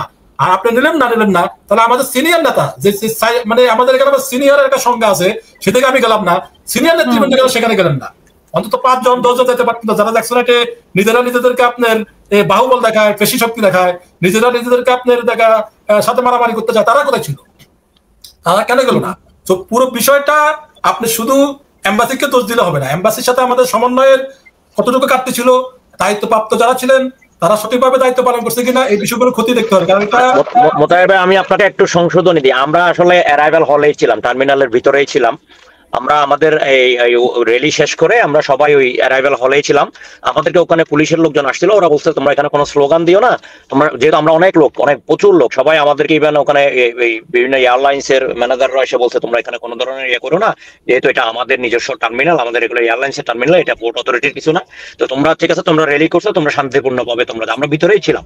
কিন্তু আমাদের নেতৃবৃন্দরা আপনারা শুনেন, আপনি তো টার্মিনালের ভিতরে স্লোগান দেওয়ার প্রশ্ন আসে না, তাহলে আপনারা যদি ভিতরে থেকে থাকেন তাহলে আপনারা কেন ওনারা যে উনি যখন বের হচ্ছে তখন কোথায় ছিলেন আপনারা? না, তখন আমরা তো চলে আসি, তখন আমাদেরকে বলছে এর আগেই বলছে যে চলে যাও, ওরা চলে গেছে, তোমরা সবাই চলে যাও। কত এখানে এই জিনিসটাকে আমি বলতে চাচ্ছি যে এখানে সমন্বয়ের অভাব ছিল, আপনি সমন্বয়ের অভাব ছিল, এবং এটা ইচ্ছাকৃতভাবে সমন্বয়ের অভাব ছিল কিনা সেটা আমাদের খতিয়ে দেখতে হবে। মির্জা ফখরুল ইসলাম আলমগীর একজন শুধু বিএনপির মহাসচিব নয়, উনি বিএনপির দুঃসময়ের কাণ্ডারি, উনি একজন বাংলাদেশে আপনার প্রতিটি মানুষের কাছে উনি একজন আপনারা দেখা গ্রহণযোগ্য এবং সম্মানিত ব্যক্তি, সো ওনার ক্ষেত্রে কেন এই ঘটনাটা ঘটলো এটা অবশ্যই ক্ষতি দেখতে হবে। আমরা তো দল করি, আমাদের দলের প্রধানের কাছে আমাদের আবেদন, বিষয়টাকে এভাবে হালকাভাবে দেখা যাবে না।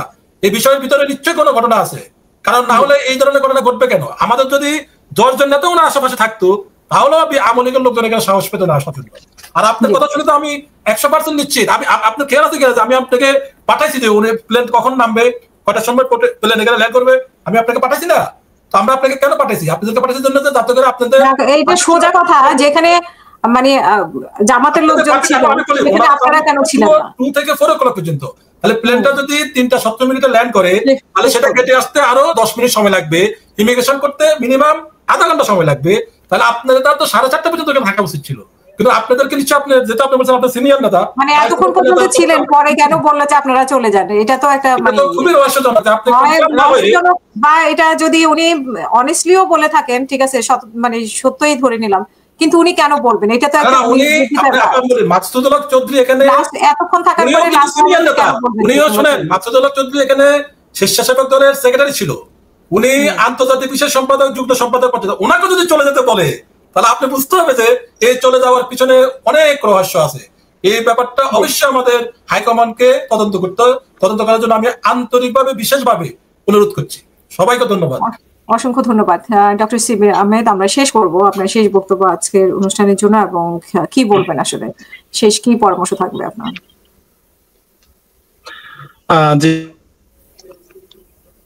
আপনার মাইক্রোফোনটা অফ হয়ে গেছে। আনমিউট করেন। হ্যাঁ, এখন ঠিক আছে। জি, খুবই গুরুত্বপূর্ণ কিছু পয়েন্ট এসেছে এবং আমরা স্পষ্ট বুঝতে পারছি যে এখানে একটা কোঅর্ডিনেশন গ্যাপ ছিল এবং বিএনপির মধ্যে বোঝা যাচ্ছে উইদিন পার্টি একটা কোঅর্ডিনেশন গ্যাপ ছিল। এখানে যারা চলে যেতে বলেছেন গেটটা আগে, তার মানে হচ্ছে এখানে হয় তথ্যগত ভুল ছিল, অথবা হচ্ছে কোঅর্ডিনেশন গ্যাপ ছিল, অথবা কোনো ধরনের আমরা যদি ষড়যন্ত্র তথ্যের দিকে যেতে চাই সেরকম কিছু হয়ে থাকলে হতে পারে। তো এটার ব্যাপারে ডেফিনেটলি দল হিসেবে বিএনপি তার তদন্ত করবে এবং করা উচিত। আর সরকারকে আমি বলবো স্ট্রিক্টলি এম্বাসির মধ্যে কোনো ধরনের আওয়ামী ভূত আছে কিনা, যারা আওয়ামী লীগকে তথ্য দিচ্ছে, বিএনপির লোকজনরা যেখানে জানতে পারছে না যে গেস্টরা আসছে কিনা নাকি চলে গেছে কিনা, দলীয় নেতা কর্মীদেরকে চলে যেতে বলতেছে, তার মানে তাদের মধ্যে সঠিক ইনফরমেশনটা ছিল না। কিন্তু আওয়ামী লীগের লোকেরা ঠিকই জানে যে কখন ল্যান্ড করছে, কখন কোন গেট দিয়ে আসছে। তো এখানে এম্বাসি থেকে কোনো ধরনের ইনফরমেশন লিক হয়েছে কিনা বা দুর্বলতা আছে কিনা এটার ব্যাপারে অ্যাকশন নেওয়া উচিত।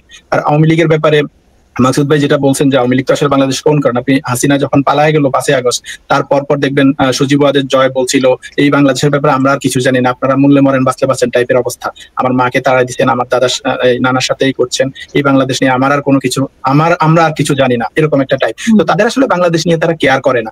এখানে যারা আওয়ামী লীগ আছে বা দেশেও যারা এই এখনো গুন্ডামি করতেছে, মাঝে মধ্যে মিছিল দেয়, তাদের বোঝা দরকার যে হাসিনা আর ফিরে আসবে না, আওয়ামী লীগ আর ফিরে আসবে না বাংলাদেশের রাজনীতিতে। আমাদের যেটা দরকার যে জুলাইয়ের শক্তিগুলো যে ইউনিটি গত বছরের 5 আগস্ট পর্যন্ত ছিল, সেই ইউনিটিটা আমাদের দরকার। রাজনৈতিকভাবে মত পার্থক্য থাকবে, প্রতিযোগিতা হবে, বিভিন্ন কর্মসূচি থাকবে, মতপথ থাকবে, কিন্তু জুলাইয়ের প্রশ্নে, আওয়ামী লীগের প্রশ্নে, বাংলাদেশের প্রশ্নে আমাদেরকে এক থাকতে হবে, ঐক্যবদ্ধ থাকতে হবে। এটা যদি আমরা থাকতে পারতাম আজকে, তাহলে এই হামলা এখানে ঘটতে পারতো না, যদি জামাত বিএনপির মধ্যে এনসিপির মধ্যে এই কোঅর্ডিনেশনটা থাকতো। আমি মনে করি যে রাজনৈতিক দলগুলোর এটা রিয়েলাইজ করার আরেকটা সুযোগ আসলো যে আওয়ামী লীগ প্রশ্নে, বাংলাদেশ প্রশ্নে আমাদের এক থাকতে হবে। আওয়ামী লীগ বাংলাদেশের কমন শত্রু, তো এই কমন শত্রুর এগেনিস্টে বাকি ফেসিবাদ বিরোধী যত সংগঠন আছে সবাইকে ঐক্যবদ্ধ থাকাটাই হচ্ছে বাংলাদেশকে রক্ষা করার বড় উপায়। অসংখ্য ধন্যবাদ আপনার শিবির আহমেদ। আমি মাকসুদ চৌধুরী, আপনার সেই বক্তব্য আজকের অনুষ্ঠানের জন্য প্লিজ। ওনাকে দেখতে পাচ্ছেন না ঠিক। এনিওয়ে, ওনার মনে হয় লাইনটা একটু ডিসকানেক্ট হয়ে গেছে, আমি ঠিক দেখতে পাচ্ছি না। আমরা শেষ করব। মাকসুদ ভাই আছেন আপনি? আমার মনে হয় ওনার ফোন এসেছে, ফোন আসলে আমরা 1 মিনিট অপেক্ষা করি, তারপর আমরা শেষ করব। যাই হোক, আমরা এটা অবশ্যই চাই যে এরকম দেশের বাইরে, বিশেষ করে যুক্তরাজ্য এবং যুক্তরাষ্ট্র, মাসুদ ভাই বলছিলেন যে আমাদের এখানে আছে কিনা, আমাদের এখানে অনেক আওয়ামী লীগ, আসলে 2 দিন আগেও অনেক বড় একটা হয়েছে, তাদের মিছিল হয়েছে, তো সেটা নিয়ে তাদের অনেক বড়াই হচ্ছে, মানে প্রায় হয় এখানে আসলে প্রচুর। আর দেশে থেকে পালিয়েও অনেকে এসেছে, আবার ইন্ডিয়া থেকে আসে মাঝে মাঝে ঘুরতে। তথ্যমন্ত্রী অনেক 5-6 জন মন্ত্রী আছে এখানে আসলে, আরো বেশি আমার বোধহয় কানেকশনটা ডিসকন্টিনিউ হয়ে গেছে। ডিসকানেক্ট হয়ে গেছে। আমরা শেষ করব। মাকসুদ ভাই আপনার শেষ বক্তব্য। হ্যাঁ, আমি জাস্ট আমি বলবো আমাদের ঐক্যের কোনো বিকল্প নেই, যেটা আমি বলতে চেয়েছিলাম। গণতন্ত্রের বিউটি হচ্ছে ডিফারেন্স অ্যান্ড ওপিনিয়ন্স থাকবে। আমি যেটা বলবো সেটা যে সবসময় সত্যি হবে, কিংবা আজকে আপনি দেখেন আমাদের ভারপ্রাপ্ত চেয়ারম্যান জনাব তারেক রহমান ওনার নিজেই গত সপ্তাহে উনি ওনার ভেরিফাইড পেজে লিখেছেন এই 1 বছরে 14 মাসে বিএনপি 7,000 নেতাকর্মীকে উনি বহিষ্কার করেছেন অথবা শোকজ দিয়েছেন, এবং স্ট্যান্ডিং কমিটির মেম্বার থেকে শুরু করে একদম কর্মী পর্যন্ত। কিন্তু আমরা বাংলাদেশের দীর্ঘ 17 বছরের যে নির্যাতন, গুম, হত্যা, বিভিন্নভাবে আমাদের ছেলেপেলেরা যেভাবে নির্যাতিত হয়েছে, জমিতে এই যে ধান খেতে ঘুমাইতে হয়েছে, কবরস্থানে ঘুমাতে হয়েছে, তাদেরকে আজকে এই সরকার কোন ধরনের এখনো পর্যন্ত আওয়ামী লীগের এই যে চোরাগোত্তা হামলাতে বিএনপির এই পর্যন্ত মারা যাচ্ছে, বলা হচ্ছে বিএনপির অন্তর্দন্ত কোন দল, কিন্তু এখানে দেখা যাচ্ছে আজকে এই যে বিএনপি সে যে অনেকে দলের ভিতর ঢুকে আমাদের দলের ভিতরে গ্রুপিং সৃষ্টি করছেন। তারপরেও আমাদের ভারপ্রাপ্ত চেয়ারম্যান সবার বিরুদ্ধে অ্যাকশন নিয়েছেন। আমি মনে করি বাংলাদেশকে এগিয়ে নিয়ে যেতে হলে ঐক্যের কোনো বিকল্প নেই। আমার শেষ কথা হচ্ছে এখানে যারা বিদেশের মিশনগুলো আছে প্রত্যেকটা মিশনকে চেক আপ করতে হবে, এবং আজকের এই ঘটনার আবারও আমি তীব্র নিন্দা জানাচ্ছি। এবং এই সরকারের উচিত, এবং মোতাহের ভাই যেটা বলেছেন, আমাদের দলীয় যদি কোনো ধরনের দুর্বলতা থাকে এটাও তদন্ত করা দরকার। তবে আমি যতটুকু দেখেছি, আমি আমারটাই বলেছি একজন আই উইটনেস হিসেবে আজকের ঘটনার, আমি ওখানে ছিলাম। আমি এবং আমার নিজের কাছে কষ্ট লাগছে। চলে যেতে বলবে কেন? চলে যেতে বলবে কেন আপনাদের? হ্যাঁ, না, আমার সবচেয়ে কষ্ট লাগছে এটাই যে আমরা গত 3 দিন 4 দিন থেকে আমরা মিছিল মিটিং করেছি, আজকে আসল ঘটনায় আমরা থাকতে পারলাম না। আমাদেরকে এখানে কোনো আমাদের নিজস্বের কোনো দুর্বলতা আছে কিনা এটা অবশ্যই খতিয়ে দেখা দরকার। আমাদের কমিউনিকেশন গ্যাপ কেন হলো এটা সবচেয়ে বেশি ইম্পর্টেন্ট, এটাও নেওয়া দরকার। পাশাপাশি এমবেসি যেটা করেছে, আমাদের নেতাদেরকে দাওয়াত দিয়ে এনে এখানে একটা হেনস্থার শিকার হতে হয়েছে। এটা হইতে পারে ওখানে মির্জা ফখরুল এবং আমাদের হুমায়ুন কবির ভাই সাথে এনসিপির একজন মহিলা নেত্রী ছিলেন, তাদেরকে যেভাবে ইনসাল্ট করেছে, হয়তো ডক্টর আব্দুল্লাহ মোহাম্মদ তাহেরকে এভাবে করা হয়নি, কারণ উনি পরে বেরিয়েছেন এবং ওনাদের কর্মী সমর্থকরা ছিলেন, তারা ওনাকে সেফগার্ড করে নিয়ে আসছেন। কিন্তু তারপরেও বলবো, যেহেতু একসাথে একই কাফেলাতে আসছেন, আজকে ওনাকেও ইনসাল্ট করা হয়েছে। শুধু আমাদেরকে না, এখানে সমস্ত বাংলাদেশি সমস্ত রাষ্ট্রের নেতৃবৃন্দকে ইনসাল্ট করা হয়েছে। হ্যাঁ, বাংলাদেশকে ইনসাল্ট করা হয়েছে। হ্যাঁ, সেটাই। এখন এটা এমবেসির উচিত ছিল, যদি রাষ্ট্রীয় প্রটোকল দিতে না পারে তাহলে আমরা প্রাইভেট সিকিউরিটি নিয়ে অ্যাটলিস্ট এই 5 জন নেতৃবৃন্দকে, 6 জন নেতৃবৃন্দকে আমরা প্রটোকল দিতে পারতাম। আজকে যদি আমাদের সাথে এমবেসি এভাবে যদি কমিউনিকেশন না করে, আমি জানি না আমাদের নেতৃবৃন্দের সাথে করেছেন কিনা, সামনে ওনারা যে কয়েকদিন আছেন আরো কিছু কোনো ঘটনা ঘটবে কিনা এরকম নট আনলাইকলি ঘটতে পারে। কারণ আপনি তো এখানে, আমি মনে করি এখনই তাদের জন্য, তাদেরকে সিকিউর করার জন্য প্রয়োজনে, যেহেতু তারা রাষ্ট্রীয় সফরে এসেছেন, আজকে বিএনপি সমস্ত সবকিছু করে বিএনপির মহাসচিব আজকে এখানে এসেছেন রাষ্ট্রপ্রধানের সাথে। আমি মনে করি রাষ্ট্রপ্রধানের চেয়ে উনি জনপ্রিয়তার দিক থেকে আমাদের মির্জা ফখরুল ইসলাম আলমগীর কোনো দিকে কম নয়। আজকে ওনাকে এভাবে ইনসাল্ট করার পিছনে অন্য কোনো বৃহৎ কোনো আন্তর্জাতিক ষড়যন্ত্র আছে কিনা এটাও খতিয়ে দেখা দরকার আমি মনে করি। কারণ বিএনপিকে মেলাইন করার জন্য গত 14টি মাস দেশে বিদেশে বিভিন্নভাবে, বিভিন্ন টক শোতে, বিভিন্ন ইউটিউবাররা যেভাবে বিএনপিকে আপনার ডাউন করার জন্য কাজ করে যাচ্ছে, আমি মনে করি এটাও একটা আজকে এখানে জ্যাকসন হাইটসে সবাই আলোচনা করছে যে বিএনপি দেখাইতে পারে নাই কিছু, এখানে দেখানোর কিছু নাই। কিন্তু এখানে যদি সরকারের কোনো গাফিলতি থাকে, কোনো ষড়যন্ত্র থাকে, ডেফিনেটলি এটাকে তদন্ত করে বের করতে হবে। এবং ভবিষ্যতে ওরা যে আগামী যে কয়দিন আছে, আমার মনে হয় 8-10 দিন এখানে আছেন, যে 8-10 দিন তাদেরকে কিভাবে সিকিউরিটি দিবে, এটা এমবেসি এবং এদেশের মিশন এবং বাংলাদেশ সরকার অবশ্যই ব্যবস্থা নিতে হবে। ধন্যবাদ আপনাদের সবাইকে। আমি সুযোগ দেওয়ার জন্য আবার আপনাকেও ধন্যবাদ জানাচ্ছি। অসংখ্য ধন্যবাদ আপনাদের 3 জনকেই আমাদের সাথে যুক্ত হওয়ার জন্য। এবং প্রিয় দর্শক, আপনাদেরকে অসংখ্য ধন্যবাদ। আমরা আসলে চাই না ওনারা যে কয়েকদিন আছে সেই কয়েকদিন এরকম অপ্রীতিকর ঘটনা ঘটুক। যদিও আমরা লন্ডনেও দেখেছি ডক্টর ইউনূস যখন এসেছেন, শফিকুল আলম ছিলেন, এবং ওনাদেরকে কিভাবে হেনস্থা করা হয়েছে, যদি একদম কাছে যেতে পারেনি কিন্তু হয়েছে, ওনাদেরকে ডাস্টবিন তৈরি করে, যাই হোক দূরে থেকে যতটা পেরেছে, হয়তোবা উনি রেস্ট্রিকশন জায়গাগুলোতে কিভাবে আওয়ামী লীগের লোকজন ঢুকেছে সেটা অনেক বড় একটা প্রশ্ন। এবং সেই প্রশ্নের পরেও আমরা দেখেছি যে এম্বাসির কোনো লোকজনকেই পরিবর্তন করা হয়নি, কোনো জবাবদিহিতার আওতায় আনা হয়নি, বরং ওনাকে যখন সাংবাদিকরা জিজ্ঞেস করেছে উনি উল্টা রেগে গেছেন এবং এটাকে খুব খারাপ ভাবে জবাব দিয়েছেন। সো আমরা চাইবো যে সরকারের পক্ষ থেকে এদের ব্যাপারে কঠোর হোক, না হয় বাংলাদেশকে আসসালামু আলাইকুম প্রিয় দর্শক, দেশ কিংবা দেশের বাইরে যে যেখান থেকে বসে ভিডিওটি দেখলেন সবাইকে অনেক অনেক ধন্যবাদ এবং ভালোবাসা জানাচ্ছি। প্রিয় দর্শক, আশা করি পুরো ভিডিওটি দেখেছেন এবং বুঝতে পেরেছেন বর্তমান বাংলাদেশের পরিস্থিতি, বাংলাদেশের অবস্থা, নানা বিষয় নিয়ে আলোচনা সমালোচনা করা হলো। আমাদের এই বাংলাদেশের যে কঠিন একটি সময় আমরা দেখতে পাচ্ছি, কঠিন একটি সময় পার করছে, সে বিষয় নিয়ে আলোচনা সমালোচনা করা হলো। 5ই আগস্টের পর থেকে এখন পর্যন্ত বাংলাদেশের কিছুটা উপকার হলেও অনেকটাই ক্ষতিগ্রস্তের মধ্যে রয়েছে আমাদের বাংলাদেশ। আপনারা জানেন যে ডক্টর মোহাম্মদ ইউনূস ক্ষমতা নেওয়ার পরপরই ডক্টর মোহাম্মদের ইউনূসের সরলতা, সুযোগ বা যে কোনো একটা বিষয় আপনি বলতে পারেন যে সরলতা বা তার ব্যর্থতার কারণে অনেক রাজনৈতিক দল সুযোগ নিয়ে একের পর এক খুন খারাপি, রাহাজানি, জবরদখল, নানা রকম অপকর্ম করে বেড়াচ্ছে। এদিকে ডক্টর মোহাম্মদ ইউনূস কঠোর কোনো তার হুঁশিয়ারিও আমরা দেখতে পাচ্ছি না, কঠোর কোনো কিছুই আমরা দেখতে পাচ্ছি না, যার কারণে একের পর এক এই যে সমস্যাগুলো, এই সমস্যাগুলো কিন্তু চলতেই আছে। আমরা দেখছি যে তিনি জাতিসংঘে গেলেন, জাতিসংঘে লোকজন নিয়ে যায়, আবার যুক্তরাষ্ট্রে সফর করছেন, সেখানে বিএনপির নেতা, এনসিপির নেতা, জামাতের নেতা, তাদের সবাইকে নিয়ে গেলেন।